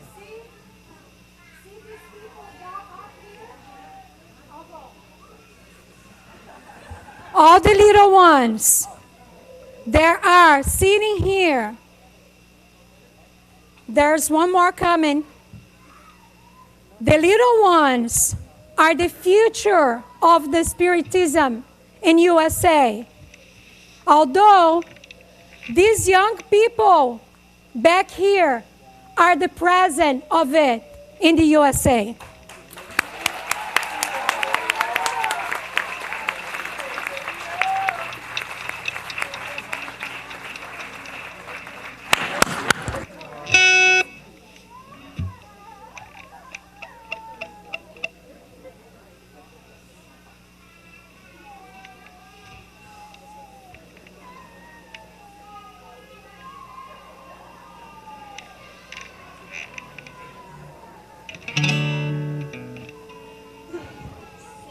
The microphone.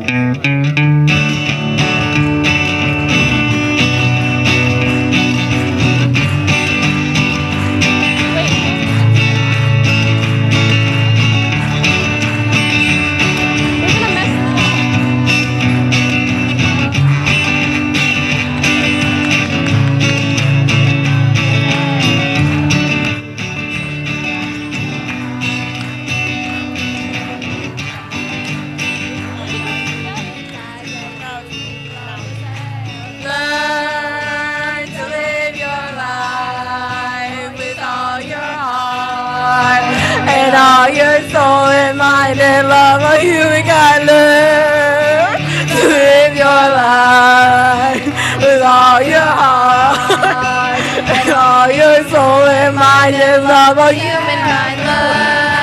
Happy life, live your life. Open arms to give. We've got. I don't think it's working. All your soul and mind and love of humankind.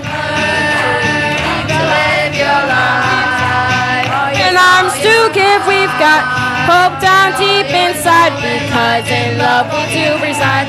We've got open arms to live, we've got open arms to give, we've got hope down deep inside, because in love we do reside. We've got happy lives to live, we've got open arms to give, we've got hope down deep inside, because in love we do reside. We've got happy lives to live, we've got open arms to give, we've got hope down deep inside, because in love we do reside. We've got happy lives to live, we've got open arms to give, we've got hope down deep inside, because in love we do reside. We've got happy lives to live, we've got open arms to give, we've got hope down deep inside, because in love we do reside. We've got thank you. Bye. Woo-hoo! We love Jesus. Woo! Woo! And we love Jesus. Patrick, o que você tem que falar?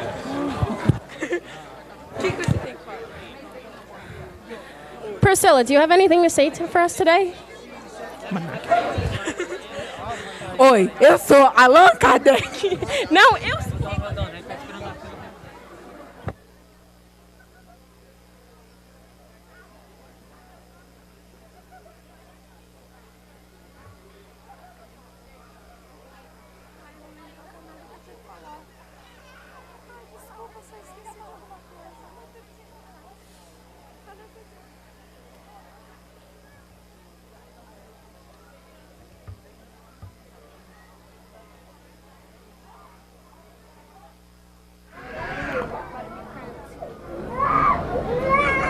Well, the presentation seems to have ended.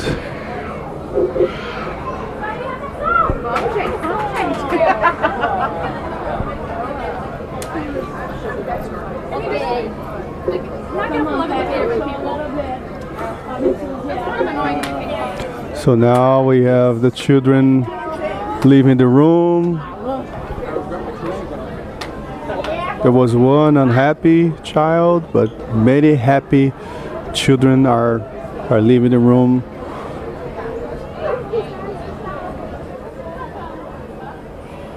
They have done a good job.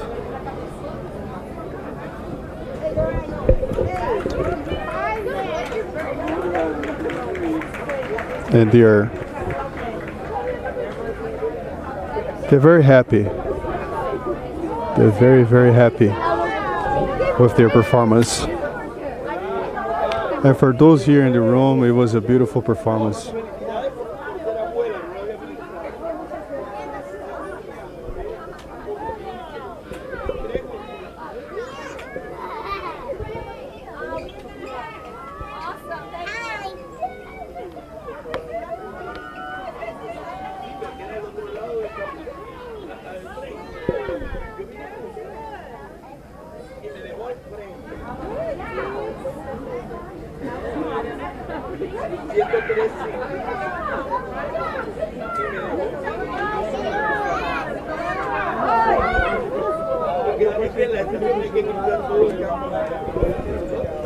Okay, they're pretty much done. The stage is clear.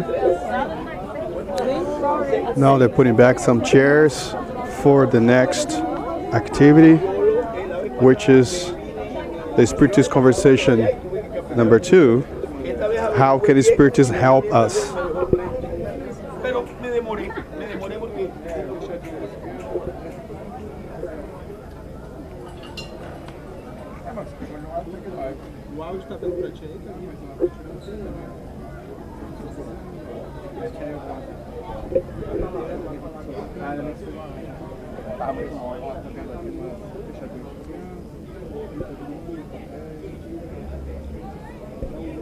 They're getting the stage ready for the next activity, Spiritist Conversation. The moderator will be Dana Sisi. The guests are Eduardo Haddad, Naur Fonseca, Jussara Korngold.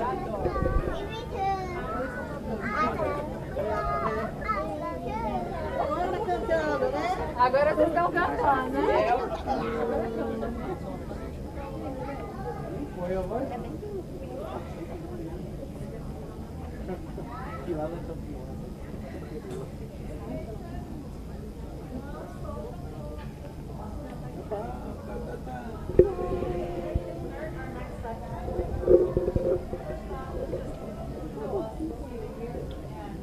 Of Spiritism in this country. That was a very, very neat thing, and for over 100 children to attend today was just awesome. Yeah.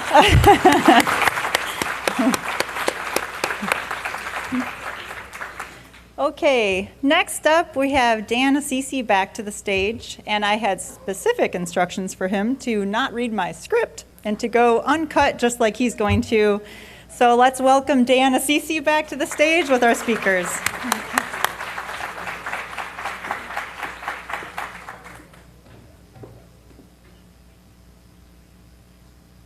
Good afternoon, everyone. How are you doing? Excellent. It's a wonderful day. It's the end of the day. I know that we're all tired. And let's be frank. We are coming on stage after the kids. So you know it's only going to go down from there, right? But we're super excited to be here at our last session with another Spiritist conversation. This one is entitled, How Can Spiritism Help Us? So we're really excited to dive into the possibility of bringing all the different sessions together and asking the very important question of, how can all the things that we talked about in Spiritism in general really help you? Because at the end of the day, it's about helping you, right? And like I said before, I'm really fortunate because I don't get to answer that question necessarily. I get to ask the smart folks in the room to do it for me, which is wonderful because you always learn when you do that. And so to begin, I want to call to the stage our first guest, Mr. Edouard Haddad. He has been an active participant in the Spiritist movement in California, Florida, and Texas for the past 18 years.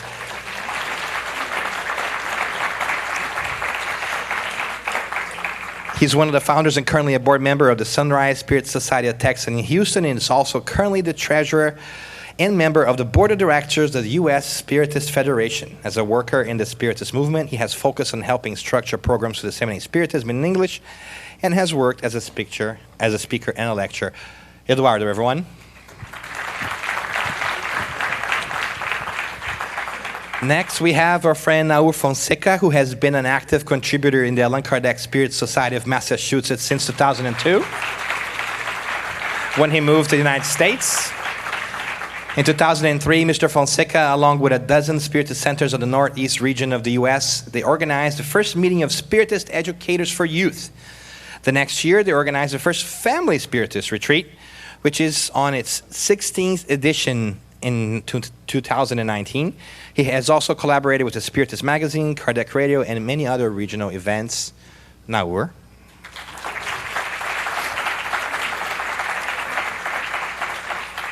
And we also have our very own Jusara Korngo, who's the founder and president of the Spirit Alliance for Books. And one of the founders and president of the Spiritist Group of New York, located in Manhattan. She's also a published author and has been translating Spiritist materials and books since 1993. I was not even born yet, as you know. But apparently she has made a pact with the devil, so she does not get old. And she's also currently the president of the United States Spiritist Federation, which is hosting this event, so we're very grateful for that. She's the executive director of the Tri-State Spiritist Federation and the executive director of the International Spiritist Federation. Friends, Jusara.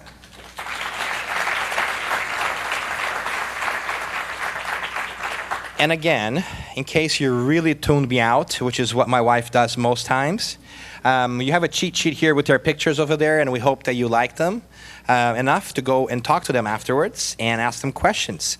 But you may have also noticed there is an extra chair. Who could be our mystery guest? Well, because we like to make liars out of people, somebody at the event today said, you know, let me just pick up the mic really quick because it's going to be the last time I'm going to address this audience.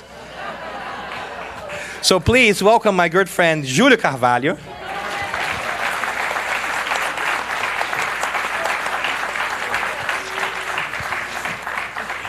I think everybody knows Júlio. He's worked in the Spiritist movement for quite a while. I enjoy listening to him always. And I'm really excited about, having him join last minute. He agreed, and we are truly excited to add to that perspective here. And I think you all guys here in New Jersey know him, so we don't need to go much into his bio, but we're truly, thank you so much for being here, Júlio. Yeah. All right, so you know the deal. Spiritist Conversations is really an opportunity for us to have a conversation. I know, we were very creative with that title, right? It's a show where we sit down with friends and we talked about things with a Spiritist lens in an unscripted, unplugged way. It's really about bringing things together. It's really about having a forum to talk to each other. And we hope to do that. And today's question is really impactful and powerful. How can Spiritism help us? Let's break this down really quick. right? And sorry, you got my radio voice today. You might notice that I'm a little bit more baritone today than usual. Let's break this down. We spent a wonderful day this morning here at the symposium. We started with some great context setting. We had conversations about why should we change. We continue to learn about different techniques and things. And now we are rounding up to ask the question, how can Spiritism help us? How can all this come together? What can we do beyond these walls, right? So, as I said, one of the great things I like about the show is that I drop the bomb and I run away. So, how can Spiritism help us, people? All right. I'm the youngest. Despite you trying to say otherwise. Well, did you just call me old? No, I said I'm the youngest. Nobody listens to me. So I will start the game by saying that the Spiritist Center, being the center, the cell, like the nucleus of the Spiritist movement, right, is where we get help. So, and I think of the Spiritist Center as both like a hospital where you go for your weekly checkup, a school where you go really to learn about who you are as a spirit in this world, incarnated, right, and all the laws that we are subjected to, whether you know it or not. And also a workshop. So that's the place where I develop my speaking abilities to educating children, educating adults, not being shy, I think. That's one of the things that I got from being a Spiritist and being involved in the work of Spiritist Center. There's much more, but I'll let my colleagues pick it up. Are we live? We're live. Oh, I forgot to say, I am so sorry. The most important part of the intro, and I blew it, there is a tradition that we always do when Eduardo is on the show. It's perhaps the most important setting that we can do. Eduardo, please. We are live. We're live. Hi, Mom. She's watching, actually. Anybody want to say hi to their moms? Hi, Mom. All right. Yeah, there you go. If I may, first of all, just before I get started on adding to my friends, my colleagues here, great insight is just so happy to be here. So it's so amazing to be here every year. It is such a great event. It gets better every year. And before we forget, I want to thank this guy here, because this guy does a lot for this movement. So thank you for being here and for being our host here. Thank you. And it's called karma, my friend. That's right. You have to put up with me. That's right. And you'll be better for it. I want to try, you know. Like a good friend of mine used to say, I wasn't perfect, but now that I am humble, I'm perfect. And good thing we had the kids here, because I was getting nervous of being the last one. I was talking to Edward Christian. We had a joke. We said we had to change the name of the event at this time to Waking of the Soul, of the Self. But on a serious note now. I was thinking, so preparing a little bit for this talk, right, for this conversation, how can Spiritism help us? And I was thinking, and as a Spiritist, I'm sure those of you who have been Spiritists for a while, you start building a list, because, you know, we've been Spiritists for a while, we see the benefit, and you start building a long list of things that we think Spiritism helps us, and it's like it becomes at some point overwhelming, because it's this urge to tell everybody else that, hey, I know this thing, and I want everybody else to know about it. Yeah. But then, actually, at one point I stopped and I said, how can it not help us? How can Spiritism not help us? It's such a liberating doctrine, and I need to tell a little event that happened to me. So when because I want to tell from the lenses of non-Spiritists, but that's an interesting insight. So when I used to live in Florida a few years ago, I got invited to a talk show, no kidding, from a local TV station in Pompano Beach. Anyone from Pompano Beach here? No? We have a great centers in that area, and one of the large churches, whose name I'm not going to review here, they invited for something like this, a little talk, and there were, I was the Spiritist, there was a Adventist, and a evangelical person. That sounds like the beginning of a joke. Well, it's Like not the a joke. Catholic and Adventist and walk into a show. It is not a joke. It's not a joke. So they invited us, and we had the talk, and then the production thought it was so interesting they invited me over again. So the second time, while I was waiting on the lobby, I picked up this book from this church, and the name of the book was Spiritism: The Art of the Devil. I'm not kidding. I have a copy if you want. And I was reading it. Not a bestseller. And I was reading it because it was interesting. I wanted to understand. So first misperception, as we know, is they mixed all. Well, they did their homework. They separated into everything that is called Spiritism, right? All the Africanisms, etc. And then there was the Spiritism from Kardec, and they started enumerating what they understood it to be, and it is what we understand it to be. It teaches us that we don't die, that we never lose a loved one, that no matter how big our mistakes are, that we can always start over again, and so on and so forth. And he said, and it leads to man's betterment, or so they believe, right? There was the end. So even a different belief really could not find any big flaws in how we think. And in closing, the pastor that was the facilitator of the first talk saw me and said, "What are you doing here?" And I said, "Well, your production invited me over." And he said, "Well, let me check." And they came back and said, "Oh, it's canceled. You can go home now." They didn't want it because, it's a true story, apparently people called and they were very interested in Spiritism, and they just had no interest in continuing with propagating. And on a serious note, that's one of the difficulties for us, right? Is how to, put it out there, because there's still a lot of resistance. Yeah, and I think this is a good time, because I picked a little bit of that in our word too. It's a good thing to also differentiate Spiritism. And by that I mean, and religion in general, right? Because oftentimes we think about religion, in my opinion, when we really think about organized religion. There's a difference. There's a difference between Spiritism and Spiritist movement, right? Much the same way that there is a difference between, whatever religion and how they put that into practice. So it's good for us to know, right? So when we go to our Spiritist centers, that is one interpretation of the idea that is Spiritism, right? And sometimes it can be a little different in another group. And so for us not to be dissuaded, and think that the people that we run into are Spiritism or any other doctrine for the matter, right? It's important for us to get to know the topic at hand to truly understand that. And I think hopefully what Spiritism does for us is helps us transcend that and understand that, you don't have to go to a Spiritist center to be a Spiritist. You could do your reading and do it on your own. But it is nice if you do, because then you get to interact with people and you get to learn, right? Interaction is a big deal, right? But that's a very interesting story. It happened to me. It happens. It turns out that Spiritism does that to you sometimes. It changes your perspectives, right? How about you guys? Any opening thoughts?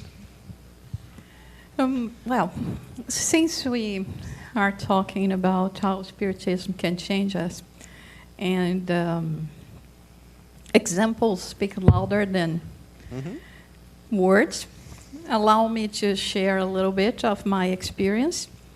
Literally, I would not be here talking to you today if it were not Spiritism. I didn't have a very peachy childhood, and family problems, lots of health problems, and I was lucky to be introduced to Spiritism at the age of 11, and everything changed in my life. Even, the understanding that life goes on. So even perhaps contemplating not living at such an early age, I also could understand that life was continuous.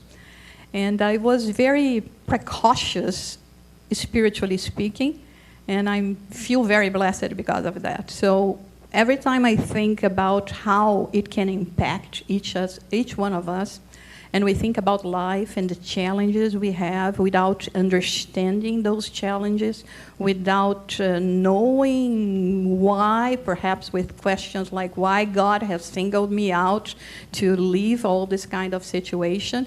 I think, when we think about all the understanding that we have and receive in terms of Spiritism, it changes our perspective completely.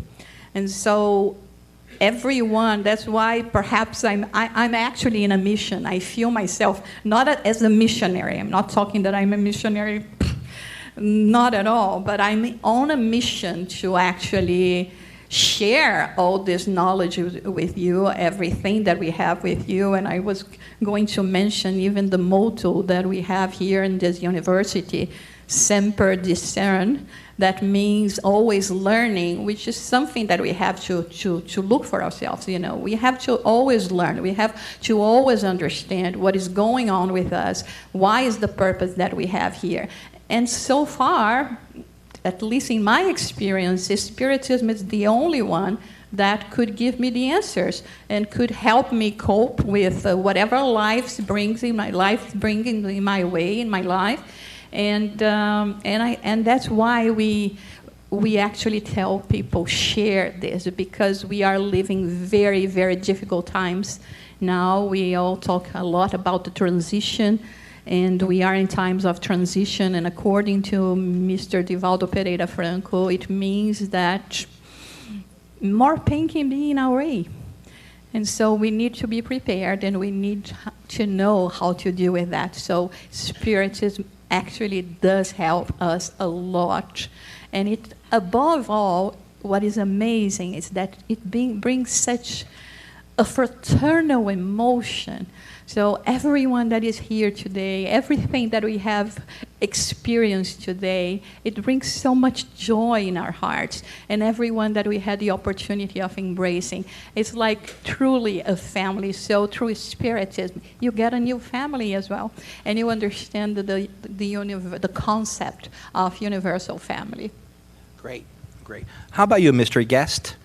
Not so much mystery right now, so tell us a little bit about your perspective on what is like some of the big takeaways for Spiritism that can really change us. In physics, there is a law called the law of thermodynamics, is the second law, that states that every system in the universe have a tendency to stay in the lowest consumption of energy. Lowest consumption of energy. When you apply that to human beings, we call that laziness. So because we like to be lazy, we want to blame others for our pain. So I truly see in Spiritism knowledge that we learn not to look on others for our pain, but to ask ourselves how we have created our pain. And then it gives us excellent coping skills to solve our own problems. Hold on a second, Julio. You mean to say that it's not all you guys' problems out there that's messing things up for me? Hold on a second. Like our friend Lewis said, they are the battlefield. So that's all nice and great, right? So I think Spiritism does do some things really well. And I think that one of those things are showing us the immortality of the spirit, because that's something that all religions or ethical codes talk about, right? That there is a life after life. They tell us about that.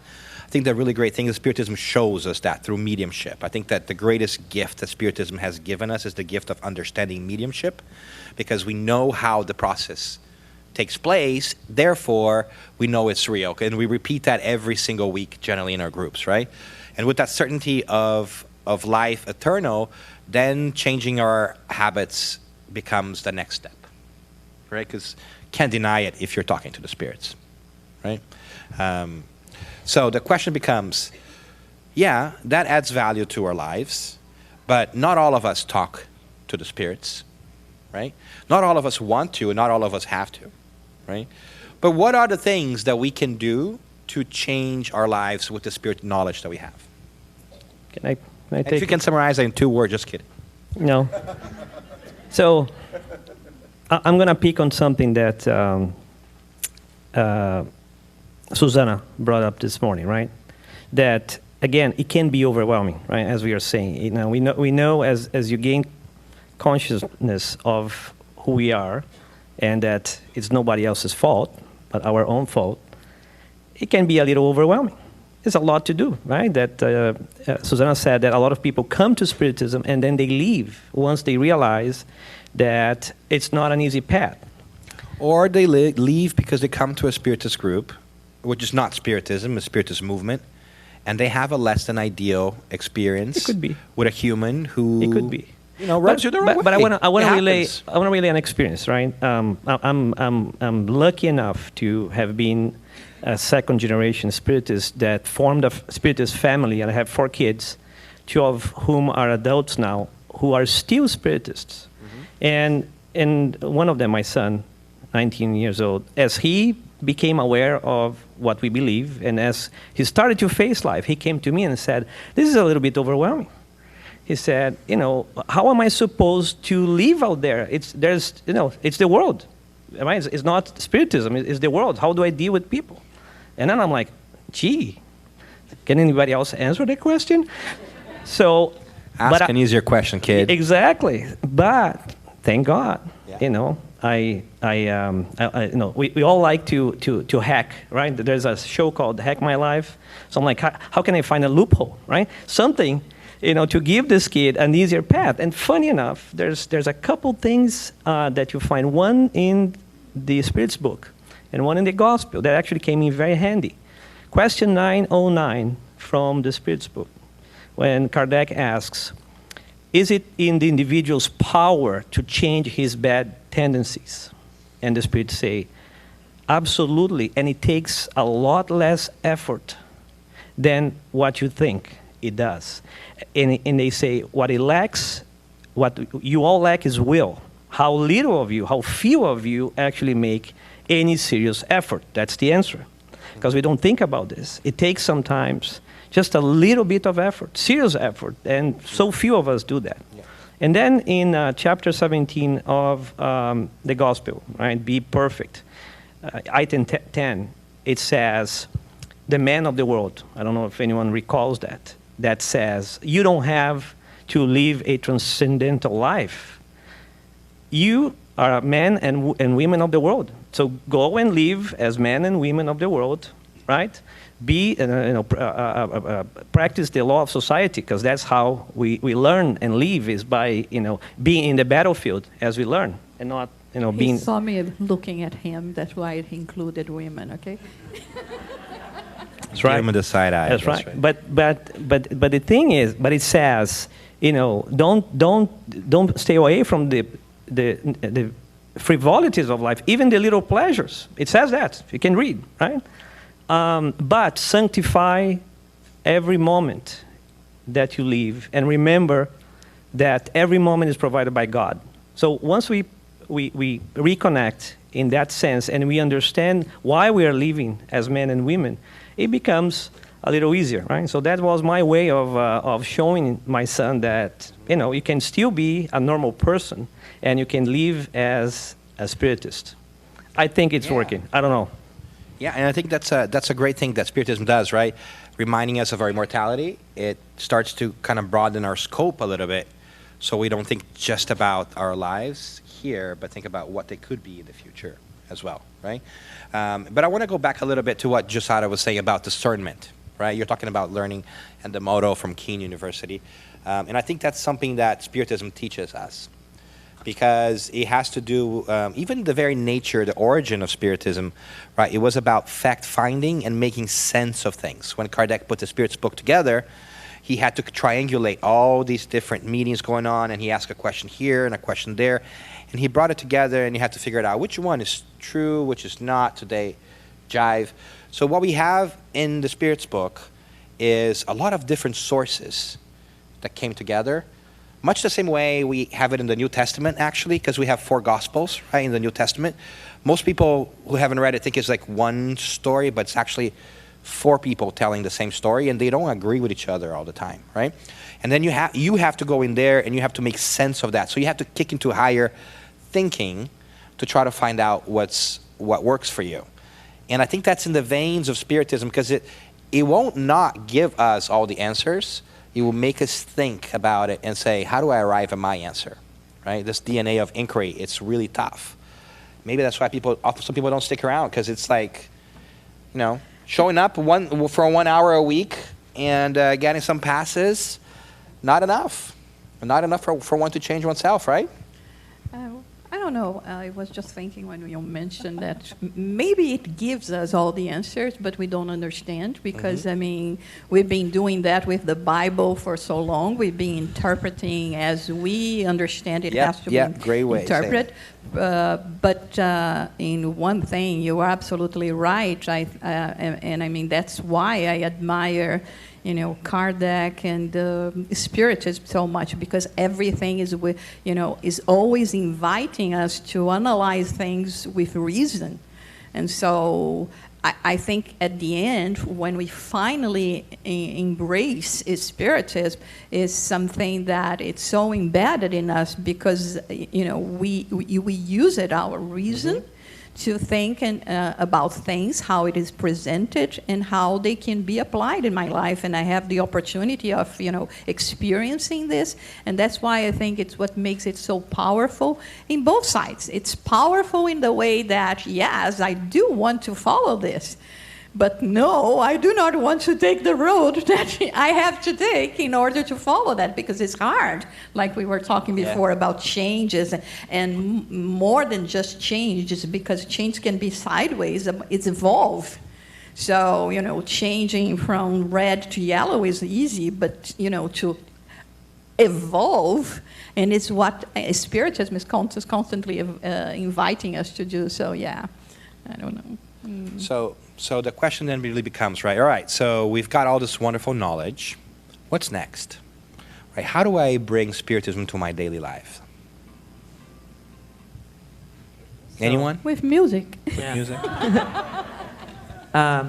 So for me, I think many people have come to the Spiritist Center or to Spiritism through some great pain, right? And I went to the Spiritist classes for children, and then I had this experience that I learned how to play guitar, and I used to play guitar for my sister. She was the teacher, and I was just in the background playing guitar in the beginning of the class and then in the end of the class. And one day, one of the kids in the classroom asked me, "Why don't you ever say anything?" And that's when I started studying, so that could be next week I was prepared to do a part of the lecture, right? And so I grew up with this. In the youth group, we had very deep studies about, anything, reincarnation, all the religions, mediumship, all the books from Kardec, all the books from Deluise. It was a very active movement, a youth movement. I was part of the Spiritist retreat for years as a young person participant. And in my second year, I started playing guitar there as well, helping already. So it's like Spiritism enters in you, like your knowledge, you understand it, and then it starts coming out of you. So when you are in Boston, it's super cold, you say, ooh, even my Paris spirit is shivering, it's so cold. It becomes part of you, right? So now everything is spiritual. You see a movie like Matrix and cannot help but see, wow, it's like the spiritual realm and the physical realm. It's everywhere. Everything you look at is Spiritism, right? Your faith is not even a question, it's rationalized. You don't doubt that there isn't a God or that God isn't sovereignly just and good. It doesn't even cross your mind anymore. I remember... No, lots of things don't cross my mind. Yeah, like hair. Yeah. You stole the joke. That's right. I'm going to go back to the comb over. Or I'm just gonna, let my eyebrows grow. Anymore, okay? Yeah. It's late in the day, and we thought about changing the topic to how do you take your coffee, because that would be a lot easier, right? So there was some lobbying backstage. Can we just change it? Lots of things don't cross my mind anymore. No, I don't even know if I have a mind sometimes. Okay. But getting to the point, on a day-to-day basis, how does that help us? Okay. Let me try to think of an example today. So I was in my hostess house, and You have a host? yeah. Man, I'm in a Is Angela hotel. here? I don't know. It's just busy with predator. the kids in the back. So I stayed in her house, and it crossed my mind that Chico Xavier, when he visits somebody, he always left the house better than when he came. I said, what can I do now? So I cleaned up the mess that I made myself, and then cleaned out something else that was there that I could see that I could clean. I did that, and I said, okay. So Hey, Nau, next me to go year's to your symposium, you want to come over to my place? Anybody else taking requests from Nau? Who's local? Yeah. But it's the small things. So if you think it's it's something a mission or something very important, no, maybe it's the small things, right? Yeah. Yeah. As Eduardo said, we can go on and on. Yeah. There's so many things. Yeah. So one of the things that's really hard sometimes is to understand the impact of Spiritism in your life, because you don't know how it would not be, right? You're not thinking about things and saying, how would I think about this without the knowledge that I have, right? But is there an instance in your lives when you came to realize that, whoa, Spiritism, like you just shared a little bit, right? I had one of those moments when my dad passed away a while back, a couple of years ago, when I wasn't as phased as I thought I was going to be. And then I thought, like, maybe I am in denial, right? Why am I not suffering more than I am suffering, right? Should I be suffering more? Am I a bad son because I am not crying over it, you know? So I went through this whole thing and like, should I feel guilty for not feeling guilty? Right? It's like metaphysical, right? And then I realized, oh my goodness, and this has been ingrained in me, and I have such much certainty that life goes on, that yes, I miss my dad, right? But I know he's not gone. And that's when I realized, oh my goodness, how hard would it be to go through this experience if I didn't believe in what I believe? I would have been a lot harder, right? So did you guys have moments where you realize, oh my goodness, I actually got dealt a lucky hand here? When Ligia was 36 months into the pregnancy, most of you saw my baby Jonas today. He is 4 months old. The baby was diagnosed with a kidney cancer, with a kidney tumor. And we were told that it's a benign tumor. So we went to Pennsylvania, and we were told by the greatest surgeon of the Children's Hospital in Pennsylvania that when baby Jonas was born, he had to do a nephrectomy, which is the radical removal of the entire right kidney. But we were told that the tumor was benign. So we shop around for different surgeons, and since it was benign, we tried alternative ways. And 3 other surgeons, through the imagery, told us that the tumor was benign. So me and Ligia, knowing this information, the Spiritist knowledge, we were sure that we're not victims, that we were no privileged individuals. And if Jonas had to die, we knew that it was just his body dying, not the spirit, because Jonas does not belong to us. Jonas is temporarily with us, just like all of our other relatives in our lives. So we scheduled the surgery because the tumor just kept growing and growing and growing. And although none of the surgeons told us that there was any possibility for the baby to die, this was a simple nephrectomy, the removal of his right kidney, we were prepared in our mind for him to go back to the spiritual world. So we waited, and the surgery was supposed to be for an hour and a half, and after 3 days, we'll go home. 6 hours, and nothing of the surgeons. There was a senior surgeon, then there was the junior surgeon. And after 6 hours, they came to the awaiting area, and they called me and Ligia, and they went on into this explanation that in reality, the tumor was a malignant tumor. The rarest of the rarest, 300,000, one case in 300,000 around the world. And he said that the tumor was so large that in the process of removing the tumor, by accident, they severed his aorta. That's the main blood supply in your body. And by coincidence, we don't call this coincidence, the vascular surgeon was waiting for his appointment on the next room, and the patient never showed up. So when Jonah's legs was not moving, he was losing all the blood, they called for help, and he was the vascular surgeon operating on a baby, which was unheard of. He was able to fix, and we were called again, and the medical doctor told us that Jonas might not be able to walk. Jonas' intestines might never function again. And all these other medical problems. And me and Lydia, my wife, we heard this news very patiently, very confidently, that what only happens to us, it's always for our best. And I think this is where this information is super powerful. When you have the certainty, the conviction, that no matter what happens to you, it's for your best, it might not avoid you from crying, but would definitely avoid despair. Yeah? So we didn't cry, we remained calm, and we waited for his legs to start functioning again. We waiting for his intestines, we waiting for his lungs because he was intubated. We actually waited for the left kidney to start functioning again. And I thank a lot of you who are here because you prayed so much that I was almost intoxicated with the prayers. You know, I was... And hold on a second here, because we want to recognize that baby Jonah's in the house. Yeah. Everybody, yes, all the way back right there. Yes, that's big.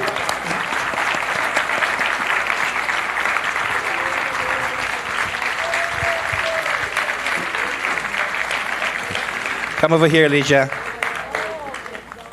This is baby Jonas.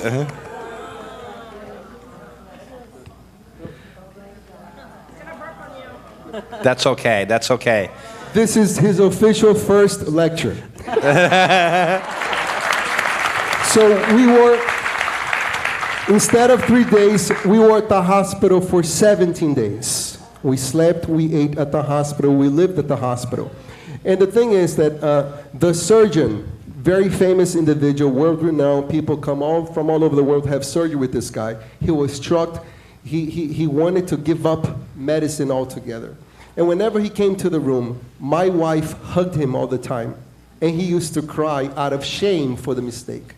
To the extent that he said, if his left kidney is not functioning, I will give my own kidney to him. That's what he said. And we went back for all these follow-ups. It's a very long story. We went back for all these follow-ups. And the junior surgeon was never able to go back and do another surgery again. So I told the senior surgeon, please, I want to have her number. I want to call her and I want to talk to her. And when I called her, it was a Spiritist lecture. In a sense, please do not play this tape again. There are so many children for you to operate. With this was an accident from the physical point of view, but not from the spiritual point of view. We had to go through this. We know about this, and please, all we want is for you to go back. And she was crying over the phone. She says, I need to meet with you guys. So this past Tuesday, we went to the hospital again. We met her. She took pictures with him. She cried, and she went back to operate on all the kids again.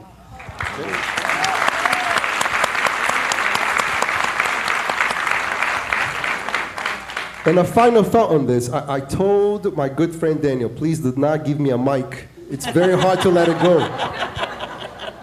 Keep going, buddy, keep going. The final thought on this is that Spiritism explains that no matter what you think your pain is, there's always someone with a greater pain. That's another concept that's so strong to help us throughout our lives. So on the second night, that his left kidney was not working, the right kidney was removed, and we had no sign here of vitality. My wife was there. There was nothing else to be done. So I went to work. And my line of work right now is hospice. I deal with people who are dying. So I go in to see my first patient, and I see the son of the patient, and I ask him, what's going on here? Where are the rest of the family? And he says, well, my father died. And says, how did your father die? Well, 12 years ago, my brother was coming back from his wedding, and inside that car was my father, my wife, my 2 children, 2 girls, and my brother. A bus ran through the red light, hit the car, immediately killed my wife, left my father in such bad shape. And then My 2 kids lost their right kidney. And the doctor just kept telling me, be patient because the left kidney will work again. So here I am looking at this man's face. These are the voices of the highly evolved spirits speaking through this man. Although I'm convicted of this information, they're just reassuring me that I have to be patient, that his left kidney will work again. So no matter how great your pain is, there's always someone suffering most than you. And if you look at them, it changes the way you look at your own pain. I'm sorry for taking the time. No, thank you, yeah.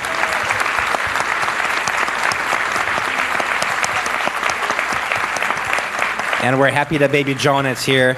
So we've reached the end of our time. And I think you've seen different things here today. You've heard about the topics and the content. But I think that I want to leave you with the final message that yes, Spiritism is a method because it helps us to think for ourselves and helps us get our own information.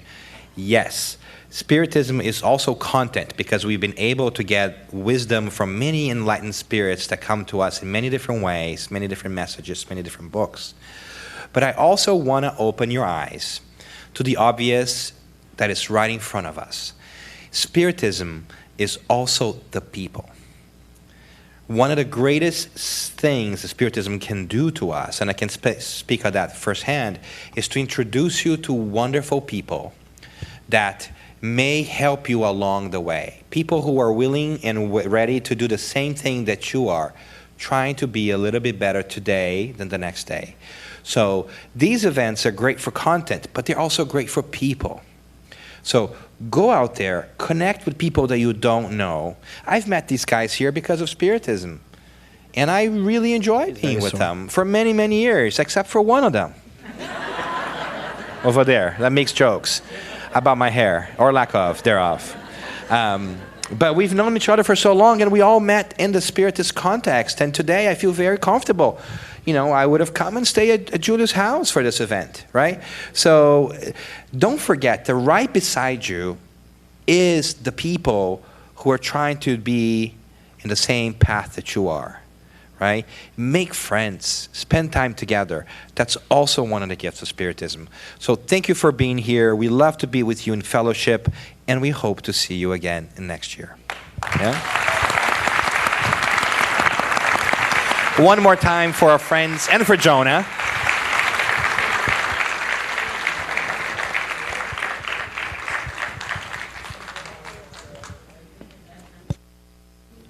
Wow. Thank you to all our guests. That was wonderful. That was wonderful. Before we continue, one last reminder, just to fill out your surveys that were in your tote bag, hand it to one of the volunteers so we can improve on next year. And speaking of the next year's symposium, let's ask Dan to make an important announcement.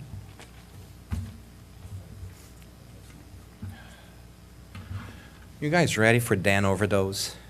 All right. All right. So we want to play a little video for you.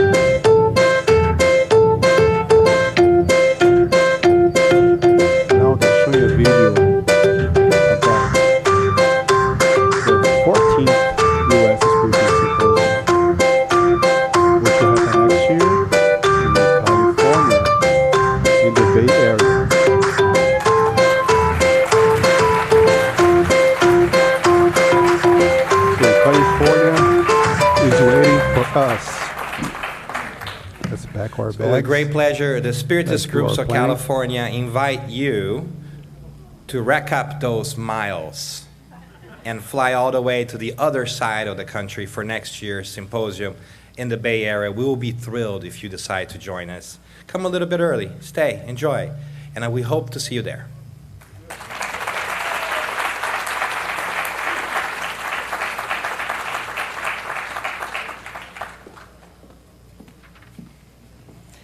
So exciting thinking about next year's symposium already. We're still on this one. But before wrapping it up, we would like to invite Jusara Korngold for the visualization for inner peace is our final prayer, so that the spirit benefactors may reach us and provide us all with spiritual healing.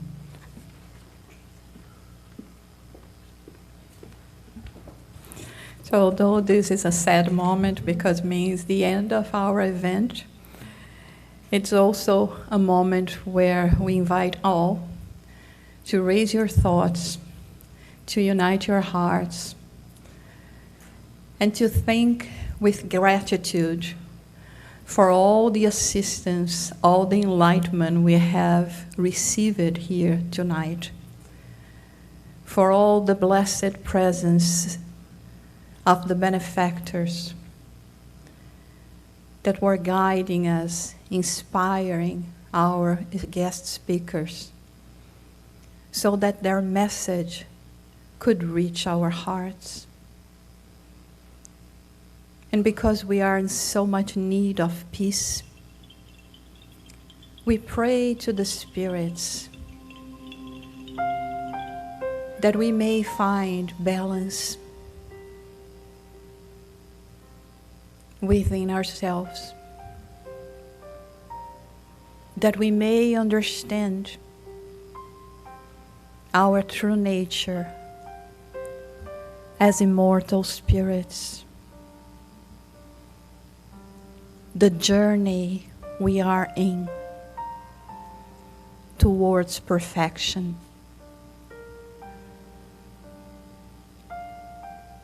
And how much we need to remove from us everything that is hindering us in this pathway to freedom. Ridding ourselves from hatred, everything that can put us apart, always looking at each other as brothers and sisters that we truly are. We have been constantly invited to develop compassion,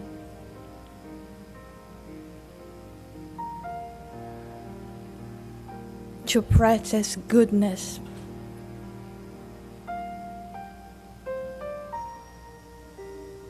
and to raise love as a banner that should be guiding us in our daily lives.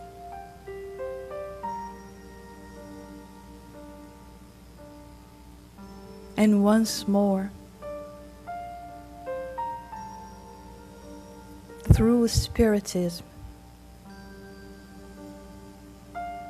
we can understand love and enlightenment.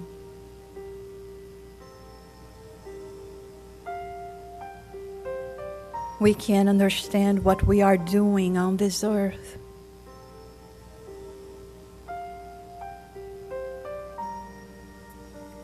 And not to stay longer feeling sorry for ourselves when there's so much to do, so much to accomplish.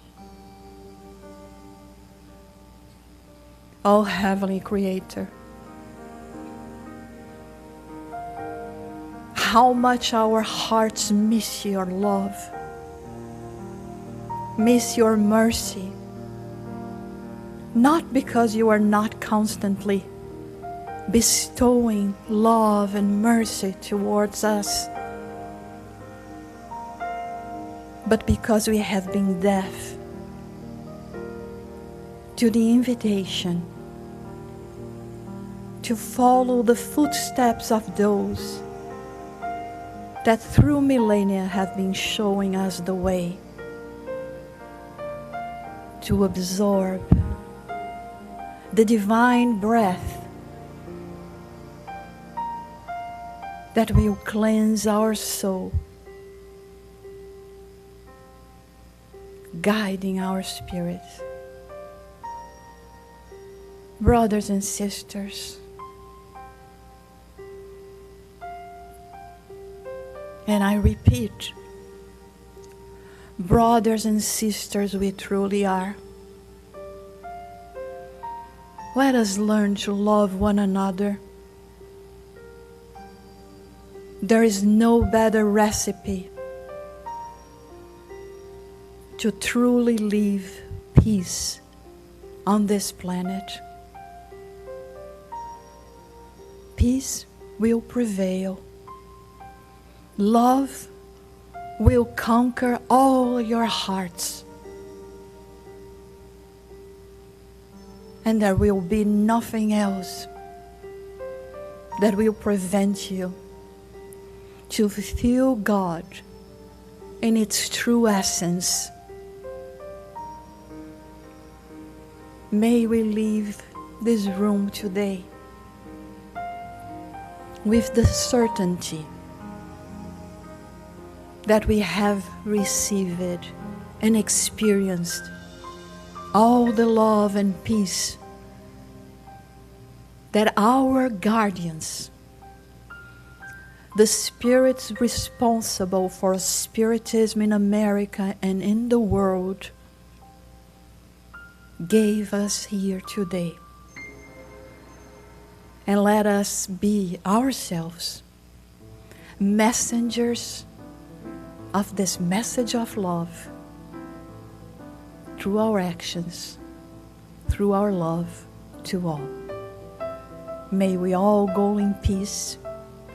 May we all feel healed at this moment of our ailments. And may we go in peace with God in our hearts. So be it.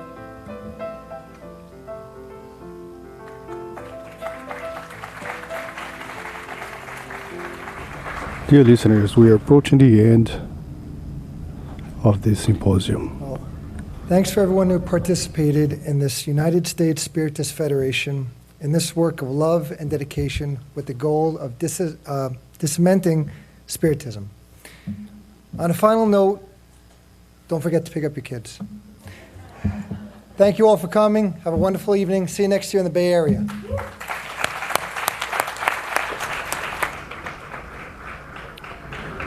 That is the end for us. Thank you for listening. See you next time.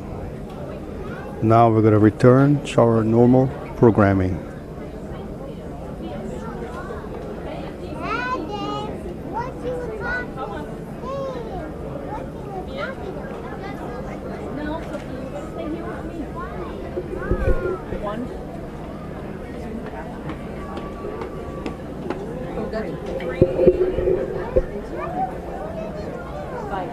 Nós vamos ajudar o papai a wrap todas essas coisas aqui, ó. Pode parar de record, amor?